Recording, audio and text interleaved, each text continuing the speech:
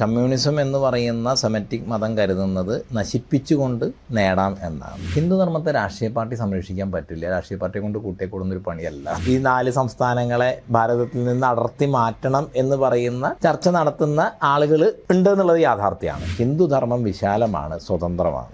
ഞാൻ SFIയുടെ ഭാരവാഹിത്വത്തിലും വരുന്നതിലും മുമ്പ് നിങ്ങളാരെ കമ്മ്യൂണിസ്റ്റാക്കി എന്ന് പറയുന്ന നാടകത്തിൻ്റെ റിഹേഴ്സൽ ക്യാമ്പ് മാനേജറായിരുന്നു.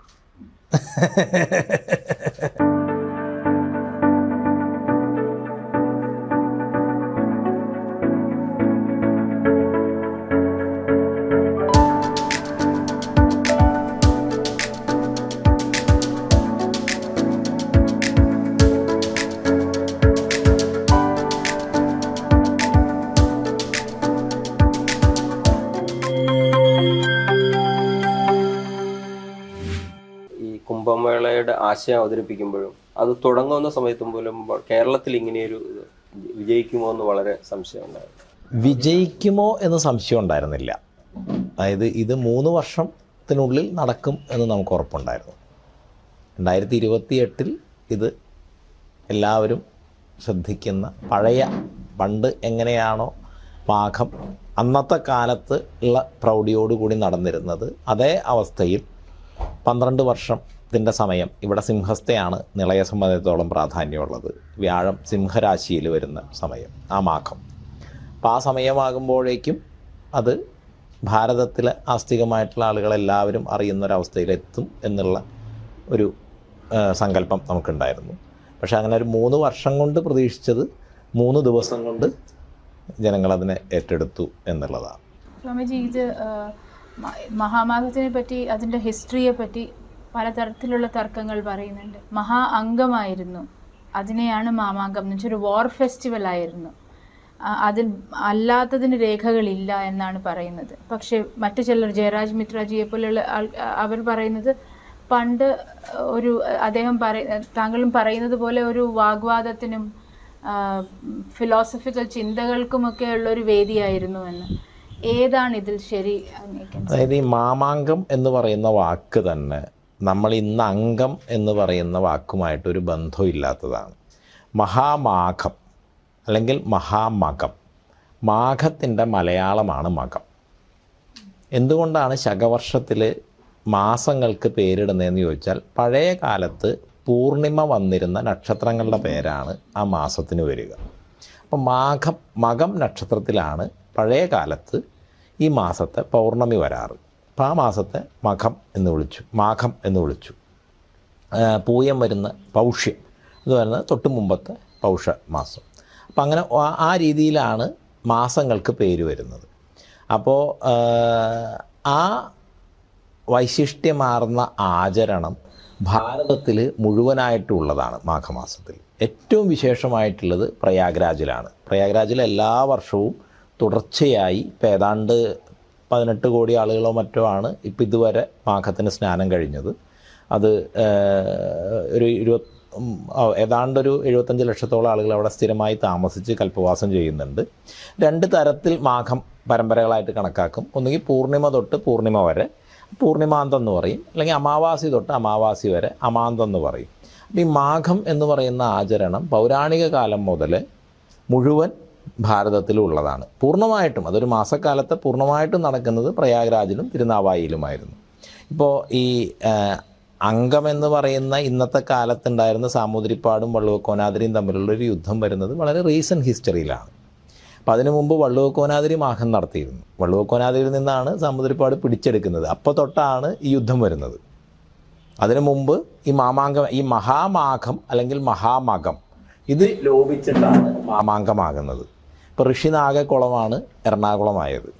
അപ്പം അങ്ങനെ നമുക്ക് പലപ്പോഴും വാക്കുകളുടെ ഒരു ശബ്ദശാസ്ത്രത്തെ കുറിച്ചിട്ടുള്ള ആളുകൾക്ക് അറിയില്ലേ. അപ്പോൾ വളരെ ലളിതമായി പറഞ്ഞാൽ ഞായർ പടിയുന്ന ഇടമാണ് പടിഞ്ഞാറ് എന്ന് അറിഞ്ഞുകൂടാ. വര എന്ന് പറഞ്ഞാൽ മല എന്നാണ് അർത്ഥം. വരയാടിൻ്റെ മേത്ത് വരയില്ലല്ലോ എന്നാണ് നമ്മുടെ ആകുലത. അത് താഴ്വരയാണ്, ആ വരയാണ് മലയാണ്, മലയിൽ ആടാണ് വരയാട്. അപ്പം അങ്ങനെ ഓരോ വാക്കുകൾ വരുന്നതിനൊരു ശബ്ദശാസ്ത്രമുണ്ട്. അപ്പോൾ ഈ മാമാങ്കം വരുന്നത് ഋഷിനാഗക്കുളം എറണാകുളം ആയതുപോലെ മഹാമാഘം മഹാമകം, ഇത് രണ്ടും പറഞ്ഞ് ലോപിച്ചാണ് മാമാങ്കം എന്ന് പറയുന്നത്. അപ്പോൾ വള്ളുവക്കോനാതിരി നടത്തിയിരുന്നു. വള്ളുവക്കോനാതിരിക്ക് മുമ്പ് പെരുമ്പടപ്പ് സ്വരൂപം, ഇന്നത്തെ കൊച്ചി രാജാവ് നടത്തിയിരുന്നു. അതിനു മുമ്പ് പെരുമാക്കന്മാർ, ഇതൊക്കെ ഇളംകുളം കുഞ്ഞമ്പിള്ളയും കൃഷ്ണയ്യരെയും പോലുള്ള ചരിത്രകാരന്മാർ വിശദമായിട്ട് എഴുതിയിരുന്നതാണ്. തിരുനാവായ മാഘത്തിലാണ് കേരളത്തിലെ ചക്രവർത്തിമാരുടെ തെരഞ്ഞെടുപ്പ്. 12 വർഷം കഴിയുമ്പോൾ അദ്ദേഹം സ്ഥാനമൊഴിഞ്ഞ് വാനപ്രസ്ഥത്തിന് പോകും. 12 വർഷത്തെ മാഘം നടത്തുക അദ്ദേഹത്തിൻ്റെ ഉത്തരവാദിത്വമാണ്. ഓരോ രാജാക്കന്മാരും ഓരോ വർഷവും വന്നിട്ട് അവിടുത്തെ വിദ്വത് സഭയുടെ മുമ്പിൽ, ധർമാചാര്യന്മാരുടെ മുമ്പിൽ ഓല വായിക്കും. ഞാൻ ഒരു വർഷത്തെ പ്രവർത്തനം തൊട്ട് അടുത്ത വർഷത്തേക്കുള്ള ധർമ്മോപദേശം തേടും. അപ്പോൾ ഇതൊക്കെ നടന്നു വരുന്നതായിട്ട് കേരളത്തിലെ തന്നെ ചരിത്രകാരന്മാർ, വില്യം ലോഗൻ്റെ മലബാർ മാനുവലിലുണ്ട്.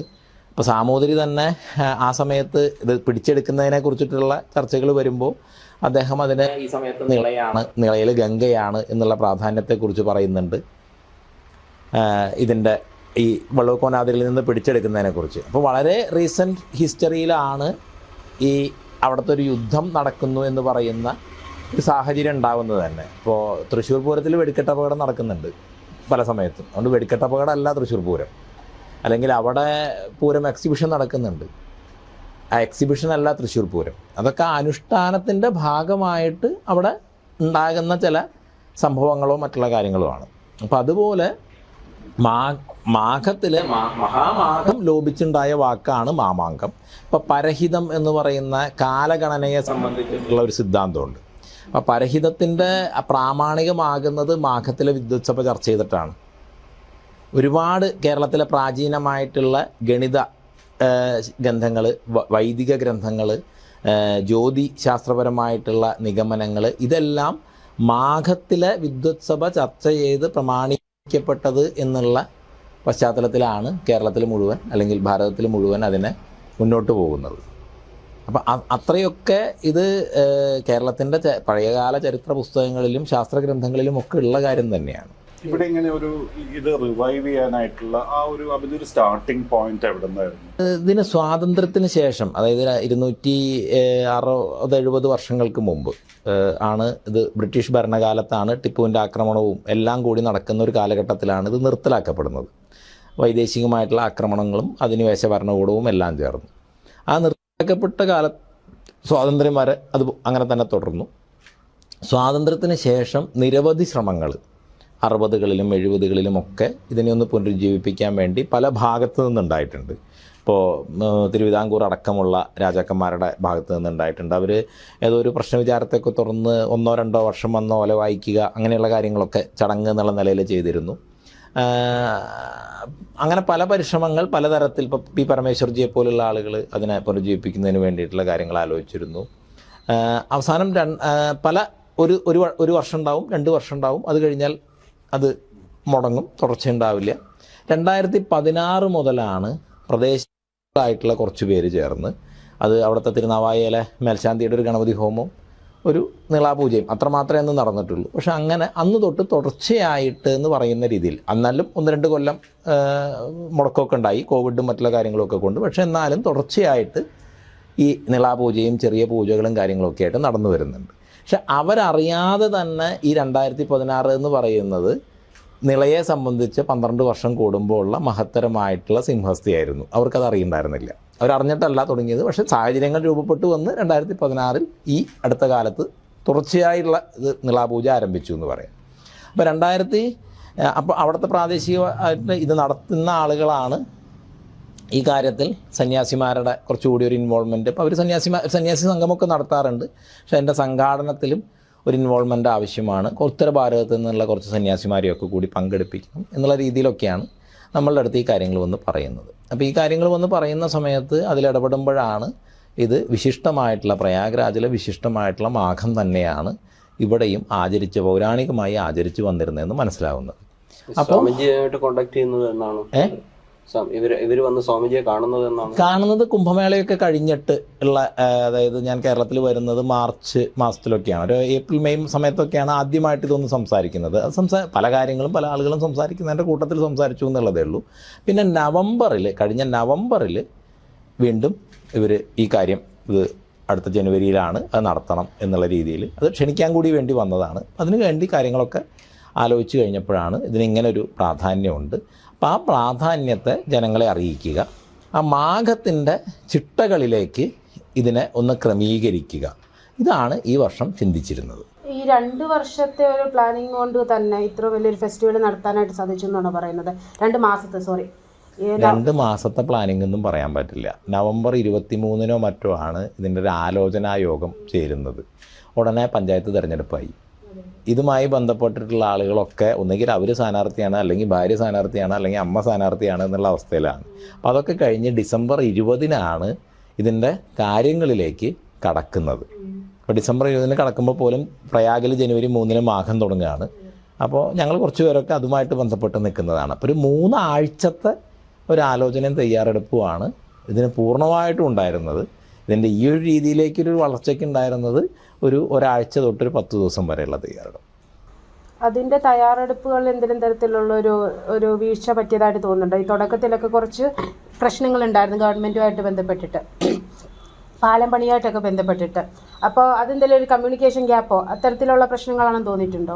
അല്ല, ആ കാര്യത്തിൽ കമ്മ്യൂണിക്കേഷൻ ഗ്യാപ്പല്ല. ഇപ്പം നമ്മളിത് തുടങ്ങുമ്പോൾ ഈ 2028 ഇത് വിപുലമായിട്ട് വരും എന്നുള്ളൊരു ധാരണ കൊണ്ട് അതിന് ഒരു അഡ്മിനിസ്ട്രേറ്റീവ് സംവിധാനങ്ങളെയൊക്കെ തയ്യാറാക്കുന്നതിന് വേണ്ടിയിട്ട് ഈ ആലോചനാ യോഗം തുടങ്ങുന്നതിന് മുമ്പേ തന്നെ, അതായത് നമ്മളെ ഇതിൻ്റെ കാര്യങ്ങളുമായിട്ട് ബന്ധപ്പെട്ട് ക്ഷണിക്കാനും സംസാരിക്കാനും ഒക്കെ ഒരു നവംബർ ആദ്യഘട്ടത്തിൽ ഇവർ വന്നപ്പോൾ തന്നെ ഇതിൻ്റെ ഒരു അപേക്ഷകളും കാര്യങ്ങളും കളക്ടർക്ക് കൊടുത്തിടും. കാരണം ഗവൺമെൻറ് തലത്തിൽ അങ്ങനെ ഒരു സംവിധാനം തുടക്കത്തിലേ ഉണ്ടായാൽ അത് ഭാവിയിലെ കാര്യങ്ങൾ കുറച്ചുകൂടി എളുപ്പമാക്കും. ഇത്തവണ നമുക്കൊന്നും ആവശ്യം വരുമെന്ന് പ്രതീക്ഷിച്ചിരുന്നില്ല. പക്ഷേ 28 വേണ്ടിയിട്ടുള്ള രീതിയിൽ കണക്കാക്കിക്കൊണ്ടുള്ള അപേക്ഷകളൊക്കെ കളക്ടറേറ്റിലൊക്കെ കൊടുക്കുന്നത് അങ്ങനെയാണ്. അപ്പോൾ നമുക്ക് ഇവിടെ ഇപ്പോൾ പൗരനുള്ളൊരു കാര്യം, ഈ കാര്യം സർക്കാരിനെ അറിയിക്കാനും ആ അറിയിക്കുന്നതനുസരിച്ചുള്ള സംവിധാനങ്ങൾ ഏർപ്പെടുത്താൻ വേണ്ടിയിട്ടുള്ള ഒരു അഭ്യർത്ഥന നടത്താനുമാണ്. അവരെ കൊണ്ട് അത് ചെയ്യിക്കാനുള്ള അധികാരമൊന്നും നമുക്കില്ല. അപ്പോൾ അത് നമ്മൾ വളരെ നേരത്തെ തന്നെ ചെയ്തിരുന്നു. ചർച്ചകളൊക്കെ നടന്നിരുന്നു ഇങ്ങനെ ഇതിന്റെ ഒരു സ്കെയിൽ, അല്ലെങ്കിൽ എങ്ങനെയായിരിക്കുന്ന ഒരു ചർച്ചകളോ ഗവൺമെന്റ് റെപ്രസെന്റേറ്റീവ്സ് ആയിട്ടോ അല്ലെങ്കിൽ അല്ല, ചർച്ചകൾ എന്ന് പറയുന്നത് ഇത് ഈ സ്കെയിലിലേക്ക് വരുന്ന നമുക്ക് ആർക്കും അറിയില്ല. ജനുവരി ഈ അവസാന ദിവസങ്ങളായിട്ടുള്ള 3-4 ദിവസം ഉണ്ടാകുന്ന ഒരു ക്രൗഡിനെ കുറിച്ച് അതിൻ്റെ തലേ ദിവസം പോലും നമുക്കറിയില്ല. അത് കുംഭത്തിൻ്റെയൊക്കെയാണ്. നമ്മൾ പ്രയാഗ്രാജ് കുംഭിലാണെങ്കിലും കണക്കാക്കിയിരുന്നത് 40 കോടി ജനങ്ങളാണ്. പക്ഷെ വന്നു പോയത് 65 കോടി ജനങ്ങളാണ്. അപ്പോൾ അങ്ങനെയുള്ള ഒരു അപ്രതീക്ഷിതമായിട്ടുള്ള കാര്യങ്ങൾ, വളർച്ച കാര്യങ്ങളൊക്കെ ഉണ്ടാവാം. പക്ഷേ ഇതിൻ്റെ ബേസിക് ആയിട്ടുള്ള കാര്യങ്ങൾക്ക് വേണ്ടിയിട്ടുള്ള ചർച്ചകളൊക്കെ അപ്പം തന്നെ നടന്നിരുന്നു. RDOൻ്റെ ആഭിമുഖ്യത്തിലൊരു മീറ്റിംഗ് ഇരുന്നിരുന്നു. അതിൽ ഓരോ ഡിപ്പാർട്ട്മെൻറ്റുകൾക്കും ചുമതല നിശ്ചയിക്കണം എന്നുള്ള രീതിയിലുള്ള ഒരു കാര്യം വന്നിരുന്നു. അതൊക്കെ വന്നിരുന്നു. പക്ഷെ അതിന് ശേഷം ഇത് ഒരു വലിയ രീതിയിലുള്ള ജനപങ്കാളിത്തം ഉണ്ടാകും എന്നുള്ള രീതിയിൽ ഈ സാമൂഹിക അന്തരീക്ഷം മാറുന്നത് സ്വാഭാവികമായിട്ട് ഇൻ്റലിജൻസ് സംവിധാനങ്ങളും കാര്യങ്ങളും ഒക്കെ ഉള്ളതുകൊണ്ട് ജില്ലാ ഭരണകൂടം തിരിച്ചറിഞ്ഞിട്ടുണ്ടാവും. ആ തിരിച്ചറിഞ്ഞ രീതിയിൽ അവിടെയുള്ള ചർച്ചകളൊക്കെ നടന്നിട്ടുണ്ടാവും. അപ്പോൾ അവിടെ ഒരു കേസുണ്ട്, പ്രശ്നമുണ്ട് എന്നൊക്കെ വന്നു കഴിഞ്ഞാൽ പൊതുവിൽ ആളുകൾ, സാമാന്യമായിട്ടുള്ള ജനങ്ങൾ വരാൻ പഠിച്ചേക്കാം എന്നുള്ള രീതിയിലുള്ള ആലോചനകൾ കൊണ്ടൊക്കെ ആവാം ഇങ്ങനെ ഒരു അടിസ്ഥാനവുമില്ലാത്തൊരു കാര്യം. ഇപ്പോൾ സ്റ്റോപ്പ് മെമ്മോ മറ്റേ പാലത്തിനും അവിടെയുള്ള, അതായത് തിരുനാവായ മണപ്പുറത്താണ് മാഘം നടന്നിരുന്നത്. പഴയ ചരിത്രങ്ങളിലൊക്കെ അറിയാം, മണപ്പുറമാണ് മാഘം നടന്നിരുന്നത്. അതാണ് ബ്രഹ്മദേവൻ്റെ യജ്ഞഭൂമി, അതാണ് രാജരാജേശ്വരിയുടെ ആരൂഢം ഈ മണപ്പുറമാണ്. അപ്പോൾ ആ മണപ്പുറത്ത് ഇത്തരം കാര്യങ്ങൾ നടത്തുന്നതിനും ഈ പാലം പണിയുന്നതിനുമൊക്കെ ഒരു സ്റ്റോപ്പ് മെമ്മോ. ഇപ്പോൾ പാലം എന്ന് പറയുന്നത് എല്ലാ വർഷവും അവിടെ പണിയുന്നതാണ്. സർവോദയമേള അവിടെ നടക്കുന്നതാണ്. കേളപ്പജിയുടെ സമാധിസ്ഥാനമാണ്. അവിടെ ഈ ഖാദിയുമായിട്ട് ബന്ധപ്പെട്ടുള്ള മേള എല്ലാ വർഷവും ഇപ്പോൾ ഫെബ്രുവരി ഇതങ്ങോട്ട് കഴിഞ്ഞാൽ അവിടെ തുടങ്ങുകയാണ്.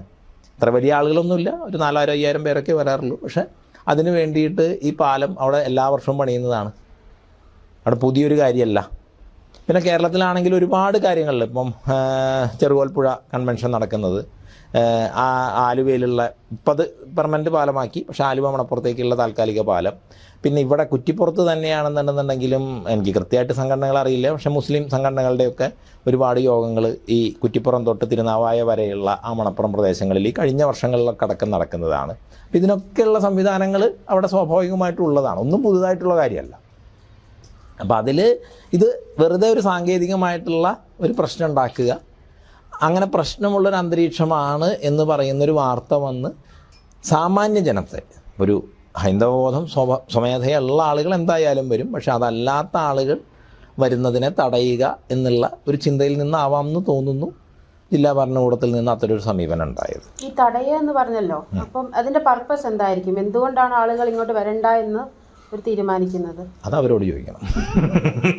നമ്മൾ പിന്നെ പൊളിറ്റിക്കൽ ലീഡർഷിപ്പുമായിട്ട്, അതായത് ഗവൺമെന്റിന്റെ ആൾക്കാരുമായിട്ട് നമ്മൾ സംസാരിച്ചു. ദേവസ്വം മന്ത്രിയെ നമ്മൾ നേരിട്ട് കണ്ടിരുന്നു. ദേവസ്വം മന്ത്രി ഇതിൻ്റെ രക്ഷാധികാരിയാവാൻ ക്ഷണിച്ചിരുന്നു. അദ്ദേഹം രക്ഷാധികാരിയാവാമെന്ന് സമ്മതിച്ചിരുന്നു. ഞാൻ തന്നെയാണ് പേഴ്സണലി ഞാൻ നേരിട്ട് കണ്ടിരുന്നത്. അദ്ദേഹത്തിൻ്റെ ഔദ്യോഗിക വസതിയിലായിരുന്നു കണ്ടിരുന്നത്.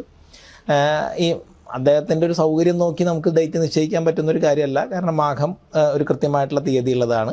അപ്പോൾ അദ്ദേഹത്തിൻ്റെ ഒഴിവ് നോക്കി ഏതെങ്കിലും ഒരു ദിവസം എത്താമെന്നും അദ്ദേഹം പറഞ്ഞിരുന്നു. പിന്നെ നമ്മളെ സംബന്ധിച്ചിടത്തോളം ഇതിൽ ഔദ്യോഗികമായി ബന്ധപ്പെടുന്നത് ദേവസ്വം ഡിപ്പാർട്ട്മെൻറ്റ് മാത്രമാണ് എന്നുള്ളതുകൊണ്ട് മറ്റുള്ള രീതിയിലുള്ള കാഴ്ചകളോ കാര്യങ്ങളോ ഒന്നും ഉണ്ടായിട്ടില്ല. രക്ഷാധികാരിയാവാന്ന് അതെ അത് കഴിഞ്ഞിട്ടുള്ള ഇൻവോൾവ്മെന്റ് അല്ല, അത് കഴിഞ്ഞിട്ട് ഇപ്പം അതിനകത്ത് പ്രത്യേകിച്ച് അദ്ദേഹം ഒരു ഇൻവോൾവ്മെൻ്റ് എടുത്തില്ല. നമുക്കാണെങ്കിലും നമ്മളിത് അങ്ങനെ ഒരു ഇൻവോൾവ്മെൻറ്റിൻ്റെ വേറൊരു തരത്തിലുള്ള ഒരു ഇൻവോൾവ്മെൻ്റ് ആവശ്യം എന്നുള്ളത് നമ്മളും ചിന്തിച്ചിട്ടില്ല. അല്ല, പൊതുവെ ഈ ഗവൺമെന്റിന്റെ ഭാഗത്തു നിന്ന് ഇത് സ്റ്റാർട്ട് ചെയ്ത് കഴിഞ്ഞ എത്രത്തോളമായിരുന്നു സപ്പോർട്ട്? ബിക്കോസ് തമിഴ്നാട് ഗവൺമെന്റ് ഇതിനെ ഒപ്പോസ് ചെയ്തു എന്ന് കേട്ടു. കേരളത്തിലെ ഗവൺമെന്റ് ഒരു ലൂക്ക് വാം അപ്രോച്ച് ആയിരുന്നു എന്ന് കേട്ടു. പക്ഷേ ഇത് സക്സസ് ആവാൻ തുടങ്ങുന്ന ആ സമയം മുതൽ എൻഡ് വരെ എന്തായിരുന്നു ഗവൺമെന്റിന്റെ സപ്പോർട്ട്സ്? അവിടെ സർക്കാർ പ്രതിനിധികൾ ആരും എത്തിയതായിട്ട് നമ്മൾ കണ്ടിട്ടില്ല. അല്ല, അത് ഏത് സ്ഥലത്ത് ഇത്രയും വലിയൊരു ക്രൗഡ് വരുന്ന സമയത്ത് KSRTC ബസ്, അതിപ്പോൾ അതിൽ നിന്നൊരു വരുമാനമുള്ളത് പരമാവധി ഉപയോഗിക്കുക. എനിക്ക് കൃത്യമായിട്ട് അറിയില്ല, പക്ഷേ അറിവനുസരിച്ചും മീഡിയ റിപ്പോർട്ടുകൾ അനുസരിച്ചും ഒക്കെ 200ഓളം സർവീസുകളാണ് KSRTC സ്പെഷ്യൽ സർവീസായിട്ട് ഇതിനു വേണ്ടി നടത്തിയിരുന്നത്. അപ്പോൾ ഇതിൽ നിന്നുള്ളൊരു വരുമാനം എന്തെങ്കിലും ഉണ്ടെങ്കിൽ അത് കളയേണ്ട കാര്യമില്ല എന്ന് ഉദ്ദേശിച്ചിട്ടായിരിക്കാം. അപ്പം അങ്ങനെയുള്ളൊരിതുണ്ടായിരുന്നു. ഫോഴ്സിനെ സംബന്ധിച്ചിടത്തോളം ഏത് തരത്തിലുള്ളൊരു ക്രൗഡ് വന്നു കഴിഞ്ഞ് കഴിഞ്ഞാലും അവിടെ ഫോഴ്സ് ഉണ്ടാവേണ്ടത് മസ്റ്റാണ്. അവിടെയുള്ള പോലീസ് ഉദ്യോഗസ്ഥരെ സംബന്ധിച്ചിടത്തോളം വളരെ നല്ല സമീപനമാണ് ഈ മാഘം നടത്തുന്നതിന് വേണ്ടി ഉണ്ടായിരുന്നത്. അപ്പോൾ അവിടെ DYSP ജോൺസൺ എന്ന് പറയുന്ന ഒരു DYSP CI ആയിട്ടുള്ളൊരു വിഷ്ണു, അവിടുത്തെ ലോക്കൽ CI, ഇവർ രണ്ടുപേരുടെ നേതൃത്വത്തിലാണ് മുഴുവൻ ഫോഴ്സും അവിടെ പ്രവർത്തിച്ചത്. അവർ ഇതിനോട് വളരെ നല്ല രീതിയിൽ ഒരു സമീപനം, ഇത് നടക്കണം, ഭംഗിയായി നടക്കണം എന്ന് പറയുന്ന മനോഭാവം അത് ഫോഴ്സിന് പൊതുവിലുണ്ടായിരുന്നു. എല്ലാവരും നല്ല രീതിയിലാണ് ആളുകളോട് പെരുമാറിയത്. വളരെ ഭംഗിയായി ഇത് നടത്തി വിജയിപ്പിക്കണം എന്നുള്ള രീതിയിലേക്ക് കൊണ്ടുപോകണം എന്നുള്ള നിലയിലാണ് അവിടെ ഫീൽഡിലുണ്ടായിരുന്ന പോലീസ് പെരുമാറിയിരുന്നത്. അപ്പോഴും അഡ്മിനിസ്ട്രേഷൻ്റെ ഭാഗത്ത് നിന്ന് ദിവസവും വൈകിട്ട് നമുക്ക് നോട്ടീസുകൾ കിട്ടിയിരുന്നു. എല്ലാ ദിവസവും നമ്മൾ ഒന്നര പുറത്തിൽ കവിയാതെ ഉന്നസിക്കുക എന്ന് പറയുന്നത് പോലെ, പരീക്ഷയ്ക്ക് എഴുതുന്നത് പോലെ എഴുതി മറുപടി കൊടുക്കണം എന്നതായിരുന്നു. ഹൈക്കോടതിയിൽ എത്രയും പെട്ടെന്ന് ഇത് അവസാനിപ്പിക്കണം, സ്റ്റോപ്പ് ചെയ്യണം എന്ന് പറയുന്ന പെറ്റീഷനുകൾ ഓരോ ദിവസവും ഭരണകൂടം അഡ്മിനിസ്ട്രേഷൻ മൂവ് ചെയ്തിരുന്നു. അതൊക്കെ അതിൻ്റെ പാരലലി ഉണ്ടായിരുന്നു. നമ്മൾ എന്താണ് എഴുതി കൊടുത്തത്, എന്താണ് എഴുതി അവരിതിൻ്റെ മുഴുവൻ ഉത്തരവാദിത്വം നമുക്കാണെന്ന് പറഞ്ഞ് എഴുതി തരും. നമ്മളിതിൻ്റെ മുഴുവൻ ഉത്തരവാദിത്വം നിങ്ങൾക്കാണെന്ന് പറഞ്ഞ് എഴുതി കൊടുക്കും.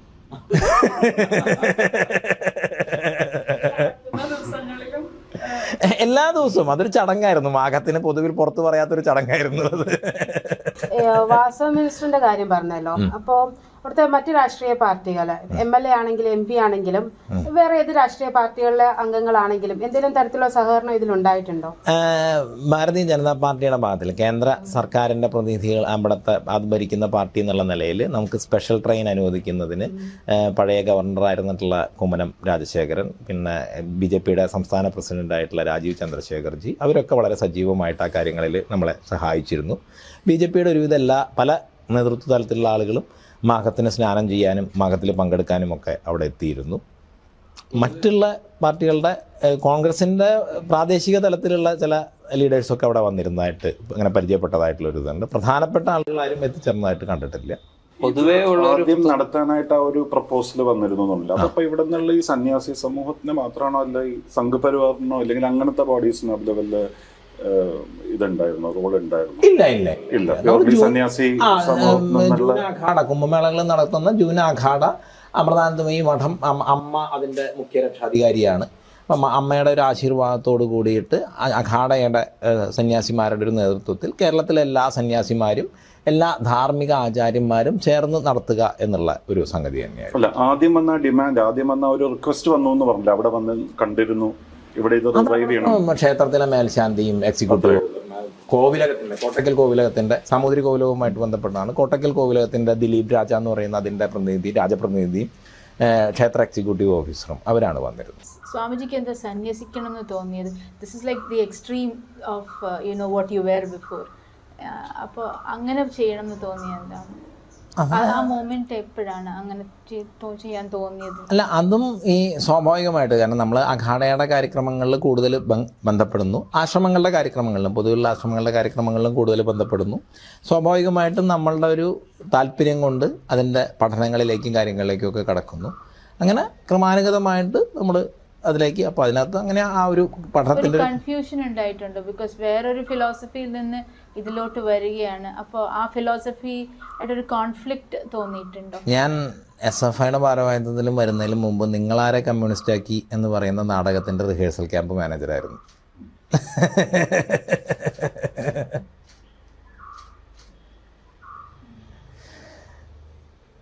സി ചന്ദ്രൻ്റെ നേതൃത്വത്തിൽ കേരളത്തിൽ മുഴുവൻ നടന്നിരുന്നൊരു കാര്യത്തിൻ്റെ. അപ്പം നമുക്കൊരു കാര്യം അത് യുക്തിപരമായിട്ട് അതിനോട് ചേരുക എന്ന് നമുക്ക് ബോധ്യപ്പെട്ടാലാണ് നമ്മളതിൻ്റെ ഭാഗമാകുന്നത്. അത് യാതൊരു കൺഫ്യൂഷനുകളും ഇല്ലാതെയാണ്, യാതൊരു സംഘർഷങ്ങളും ഇല്ലാതെയാണ്. SFIയിൽ എന്തെങ്കിലും ചുമതല ഉണ്ടായിരുന്നു? ജില്ലാ വൈസ് പ്രസിഡൻ്റായിരുന്നു, തൃശ്ശൂർ ജില്ലാ വൈസ് പ്രസിഡന്റ്. ഈ തിരുവല്ലാമലയിൽ ഐവർമഠത്തിൽ കുറച്ച് നാളുണ്ടായിരുന്നോ? കുറച്ച് നാളല്ല, ഞാനിപ്പോഴും കേരളത്തിൽ വന്നാൽ ഈ വടക്കൻ കേരളത്തിലൊക്കെ ആണെങ്കിൽ നിൽക്കുന്ന ഒരു സ്ഥലം ഐവർമഠമാണ്. അവിടുത്തെ ഒരു വളരെ വ്യത്യസ്തമായിട്ടുള്ളൊരു ഒരു ശ്മശാന ഒരു അന്തരീക്ഷമൊക്കെ ഉള്ള ഒരു ശ്മശാനമാണ്. അതെ അതെ. അപ്പോൾ അതിൻ്റെ ഒരു എക്സ്പീരിയൻസ് പറയുമോ? എനിക്ക് തോന്നുന്നു ഡോക്യുമെൻ്ററി പോലെ എന്തോ ഒരു സാധനം ഉണ്ടെന്ന് തോന്നുന്നു. അല്ല, അന്ന് കാശിയിലെ മണികർണിക പോലെ ദക്ഷിണ ഭാരതത്തിലുള്ള ശ്മശാനമാണ്. ശ്മശാന കാളിയാണ് അവിടുത്തെ ദേവത. അപ്പം ഞാനൊരു കാര്യം ചോദിക്കട്ടെ, ഇപ്പോൾ നമ്മൾ ഒരു മരിച്ച വീട്ടിൽ പോയിട്ട് കുളിച്ചിട്ടേ വീട്ടിൽ കയറാൻ പാടുള്ളൂ, അങ്ങനെയുള്ള സംഭവങ്ങളൊക്കെ ഉണ്ടല്ലോ. സ്വാമി അവിടെ ജീവിച്ചൊരു വ്യക്തിയാണ്. അപ്പം ഇതുപോലെയുള്ള വിശ്വാസങ്ങളെ കുറിച്ചിട്ട് എന്താണ് പറയാനുള്ളത്? അതായത് ഈ ഞാൻ നേരത്തെ പറഞ്ഞല്ലോ, ഇതെല്ലാം എനർജി തലത്തിലുള്ള കാര്യങ്ങളാണ്. അപ്പം നിങ്ങളെ സംബന്ധിച്ചിടത്തോളം ഒരു മൃതദേഹത്തിൻ്റെ അടുത്തേക്ക് പോകുമ്പോൾ പലതരത്തിലുള്ള അവർ അസുഖങ്ങളുണ്ടാവും. ഇപ്പോൾ ഇന്നൊക്കെയാണ് മറ്റേ ഫ്രീസറിൽ വയ്ക്കുന്നതൊക്കെ. പഴയ കാലത്ത് അങ്ങനെ ഫ്രീസറിൽ വയ്ക്കാൻ മറ്റുള്ള കാര്യങ്ങളൊന്നുമില്ല. അതിൽ നമ്മൾ ഇതിനുമായി ബന്ധപ്പെട്ടിട്ടുള്ള ചടങ്ങുകളിൽ ഉപയോഗിക്കുന്ന മഞ്ഞൾ, മറ്റുള്ള കാര്യങ്ങൾ, ഇതൊക്കെ ഒരു തരത്തിൽ ഇത്തരത്തിലുള്ള ആരോഗ്യ കാര്യങ്ങളുമായിട്ട് കൂടി ബന്ധപ്പെട്ടതാണ്. കോവിഡ് സമയത്ത് നിങ്ങൾ പുറത്തു പോയി വന്നാൽ എല്ലാ ഡ്രസ്സും ഒക്കെ പുറത്തഴിച്ചിട്ടിട്ട് കുളിച്ചിട്ട് വേണം അകത്തേക്ക് കയറാമെന്ന് പറയും. അപ്പം അതുകൊണ്ട് മരണ വീട്ടുകളിലോ മറ്റുള്ള കാര്യങ്ങളിലോ ചെല്ലുന്ന സമയത്ത് അവിടെ അദ്ദേഹത്തിന് എന്തെങ്കിലും അസുഖം കൊണ്ടാവാം ആ മരിച്ച വ്യക്തി മരണപ്പെട്ടത്, അതിൻ്റെ ചില അസുഖങ്ങൾ ചുറ്റുമുള്ള ആളുകൾക്ക് ഉണ്ടാവാം, അല്ലെങ്കിൽ തന്നെ അവിടെയുള്ള ഒരു ആൾക്കൂട്ടവും കാര്യങ്ങളും ഒക്കെ ഉണ്ട്. അപ്പോൾ അതിൻ്റെയൊക്കെ ഭാഗമായിട്ടുള്ള ഒരു ഇതാണ് പ്രാഥമികമായിട്ട് നമ്മൾ അതിനങ്ങനെ. സയൻസ് ആണെന്നാണോ പറയുന്നത്? എല്ലാം സയൻസാണ്. നിങ്ങൾ രാവിലെ എണീറ്റ് കഴിഞ്ഞ് കഴിഞ്ഞാൽ തണുത്ത വെള്ളത്തിൽ തല കുളിക്കണം എന്ന് പറയുന്നത് ഒരു സയൻസാണ്. ഇതെങ്ങനെ വിശ്വാസമായിട്ട് കണക്ഷൻ വരുന്നത്? ഇപ്പോൾ ഈ മരിച്ച വീട്ടിൽ നിന്ന് വരുന്നത് ഒരു വിശ്വാസമായിട്ടാണ് സാധാരണക്കാരായിട്ടുള്ള ആൾക്കാർ കാണുന്നത്. ഇവർക്ക് ഇതിൻ്റെ സയൻറ്റിഫിക് വശങ്ങൾ അറിയില്ല. അപ്പോൾ അതെങ്ങനെ വിശ്വാസമായിട്ട് അതെങ്ങനെ കണക്ഷൻ വരുന്നത്? അല്ല, അതായത് വിശ്വാസമല്ല, ഇത് ആചരണമാണ്. അതായത് പഴയ പൂർവികന്മാരായിട്ടുള്ള ആളുകൾ നമ്മുടെ ശരീരത്തിനും മനസ്സിനും ആരോഗ്യമുണ്ടാകാൻ, ശക്തി ഉണ്ടാകാൻ വേണ്ടിയിട്ട് എങ്ങനെ ജീവിക്കണം എന്നുള്ള നിഷ്ഠയുണ്ടാക്കി. ഭക്ഷണം ഉണ്ടാക്കിയാൽ 3 മണിക്കൂറിനുള്ളിൽ കഴിക്കണം. ഗതയാമം പുനർത്തപ്തം, രണ്ടാമത് ചൂടാക്കി കഴിക്കരുത്. ഉണ്ടാക്കി 3 മണിക്കൂർ കഴിഞ്ഞാൽ കഴിക്കരുത്. ഇങ്ങനെയുള്ള രീതിയിലുള്ള ഇതുണ്ടാക്കി. അതെല്ലാം ആചരണമാണ്. ഇപ്പോൾ നമ്മൾ ക്ഷേത്രത്തിൽ ചെന്നാൽ അങ്ങനെ കഴിക്കാൻ പറ്റൂ, കുളിച്ചിട്ട് ക്ഷേത്രത്തിൽ ചെല്ലാൻ പറ്റൂ. കാരണം ഏറ്റവും ശുദ്ധമായുള്ള ആചരണം അവിടെ വേണം. നിങ്ങളുടെ ജീവിതത്തിൽ നിങ്ങൾ എത്രത്തോളം അശുദ്ധമായിട്ടുള്ള ആചരണം ഉണ്ടായാലും അത്തരത്തിലുള്ള കാര്യങ്ങളിലേക്ക് പോകുമ്പോൾ അത് നിങ്ങളുടെ ജീവിതത്തിൻ്റെ ശീലമായിട്ട് വരും. അപ്പം അതുപോലെ എല്ലാ ആചരണങ്ങളും, ഭാരതീയമായിട്ടുള്ള എല്ലാ ആചരണങ്ങളും നിങ്ങളുടെ ശരീരത്തിൻ്റെയും മനസ്സിൻ്റെയും ആരോഗ്യത്തെ മുൻനിർത്തിയും നിങ്ങളെ അടുത്ത ഉയർച്ചയിലേക്ക് കൊണ്ടുപോകാൻ ഉദ്ദേശിച്ചുള്ളതുമാണ്. സ്വാമിജി, കമ്മ്യൂണിസമായിട്ടൊരു ഡിസൊല്യൂഷൻമെൻറ്റ് തോന്നി എന്ന് പറഞ്ഞല്ലോ, ഒരു ഡിസ്കണക്റ്റ് തോന്നി. അതിൻ്റെ കാരണം എന്താണെന്ന് പറയാമോ? ആ ഒരു philosophically you felt disconnected from that. അങ്ങനെയാണ് ഇതിലേക്ക് പ്രയാണം എന്ന് ഞാൻ വായിച്ചിട്ടുണ്ട്.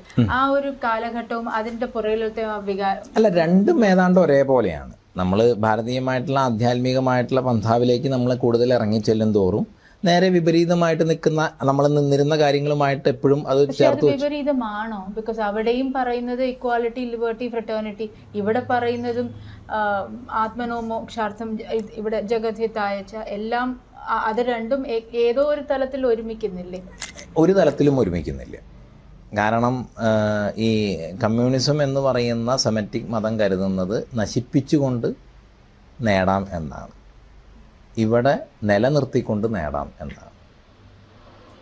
കെട്ട് മുറിക്കുന്നതും കെട്ടഴിക്കുന്നതും തമ്മിലുള്ളൊരു വ്യത്യാസം എന്ന് വേണമെങ്കിൽ ലളിതമായിട്ട് പറയാം. സ്വാമിയുടെ അഭിപ്രായത്തിൽ ഹിന്ദു ധർമ്മത്തിനെ സംരക്ഷിക്കാൻ പ്രാപ്തിയുള്ള ഒരു രാഷ്ട്രീയ പാർട്ടി എന്ന് പറയുന്നത് അത് BJPയോ RSSോ അങ്ങനെ എന്തെങ്കിലും ആയിരിക്കും? ഹിന്ദു ധർമ്മത്തെ രാഷ്ട്രീയ പാർട്ടി സംരക്ഷിക്കാൻ പറ്റില്ല. രാഷ്ട്രീയ പാർട്ടിയെ കൊണ്ട് കൂട്ടിയെ കൂടുന്നൊരു പണിയല്ല. നമ്മള് ഒരു ഭരണകൂടം വേണമല്ലോ.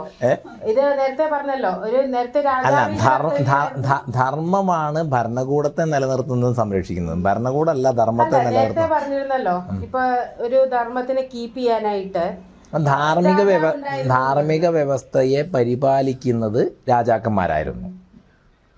അപ്പോൾ ആ രാജാക്കന്മാരെ അധർമ്മികളായി കഴിഞ്ഞ് കഴിഞ്ഞാൽ ധർമ്മമാണ് അവരെ മാറ്റി ധാർമ്മികളായ രാജാക്കന്മാരെ കൊണ്ടുവരിക എന്നുള്ളത്, അല്ലെങ്കിൽ അതിൻ്റെ അധികാരികളെ കൊണ്ടുവരിക എന്നുള്ളത്.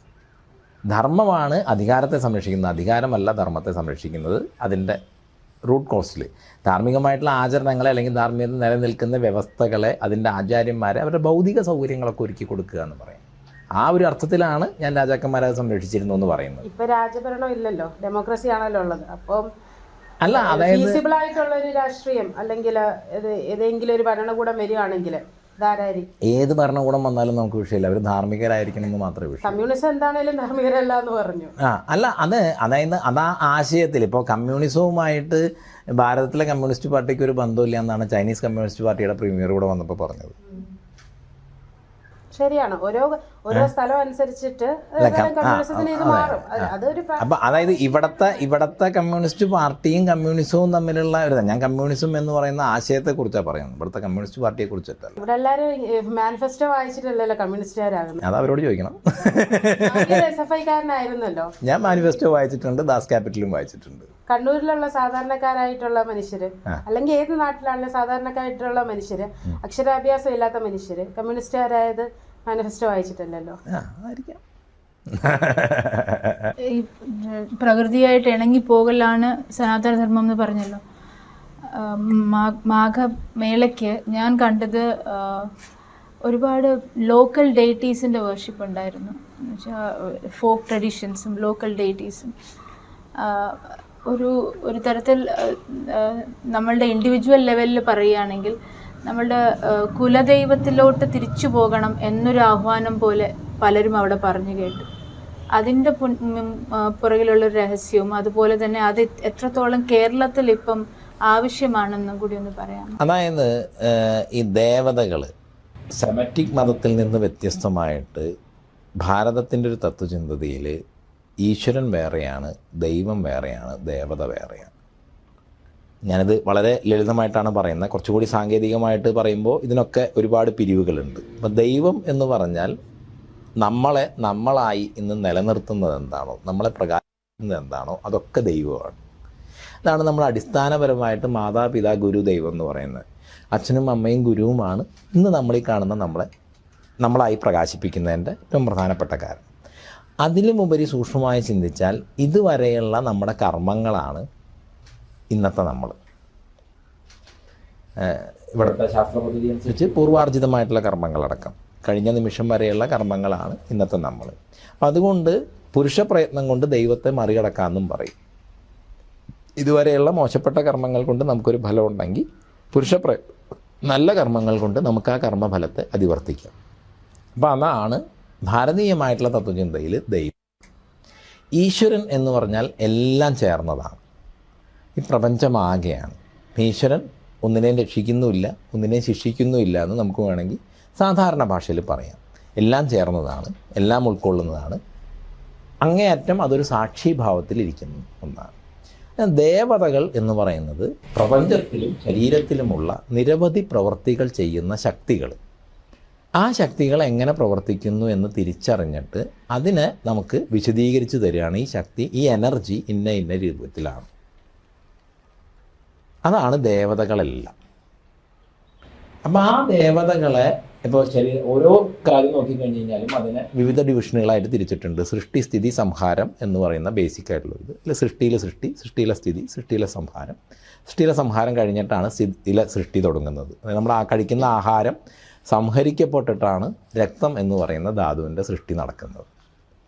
അപ്പം അങ്ങനെ ശരീരത്തിനകത്തും പുറത്തും ഈ പ്രക്രിയ ഓരോ ഘട്ടത്തിലും നടന്നുകൊണ്ടിരിക്കുക.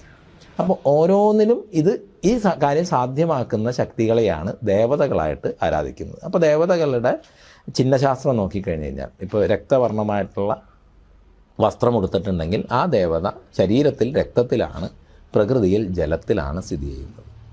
ഒരു ദേവതയുടെ കയ്യിൽ ശംഖുണ്ടെങ്കിൽ അത് ജ്ഞാനേന്ദ്രിയങ്ങളെ സ്വാധീനിക്കുന്ന ദേവതയാണ്. ഗദയുണ്ടെങ്കിൽ വാക്കിനെ പുറപ്പെടുവിക്കുന്നതാണ്. താമരയുണ്ടെങ്കിൽ എല്ലാ നാഡികളിലൂടെയും പ്രവഹിക്കുന്നതാണ്. ഇങ്ങനെയാണ് നമ്മൾ ആ ദേവത ഏത് തലത്തിൽ മന്ത്രം കൂടി അതിന് ചേർത്ത് പറയും. അപ്പോൾ മന്ത്രത്തിൻ്റെ നമ്മൾ ഈ മൂലാക്ഷരങ്ങളുണ്ട്, ഈ ഊം എന്നൊക്കെ പറയണ്ട, അതിൽ നിന്ന് ഇത് സൃഷ്ടി തലത്തിലാണോ സംഹാര തലത്തിലാണോ സ്ഥിതി തലത്തിലാണോ എന്നുള്ളതും കൂടി നമുക്ക് മനസ്സിലാക്കാം. ഇത് മാറുമ്പോൾ ഒരേ ദേവതയുടെ തന്നെ തലം മാറും.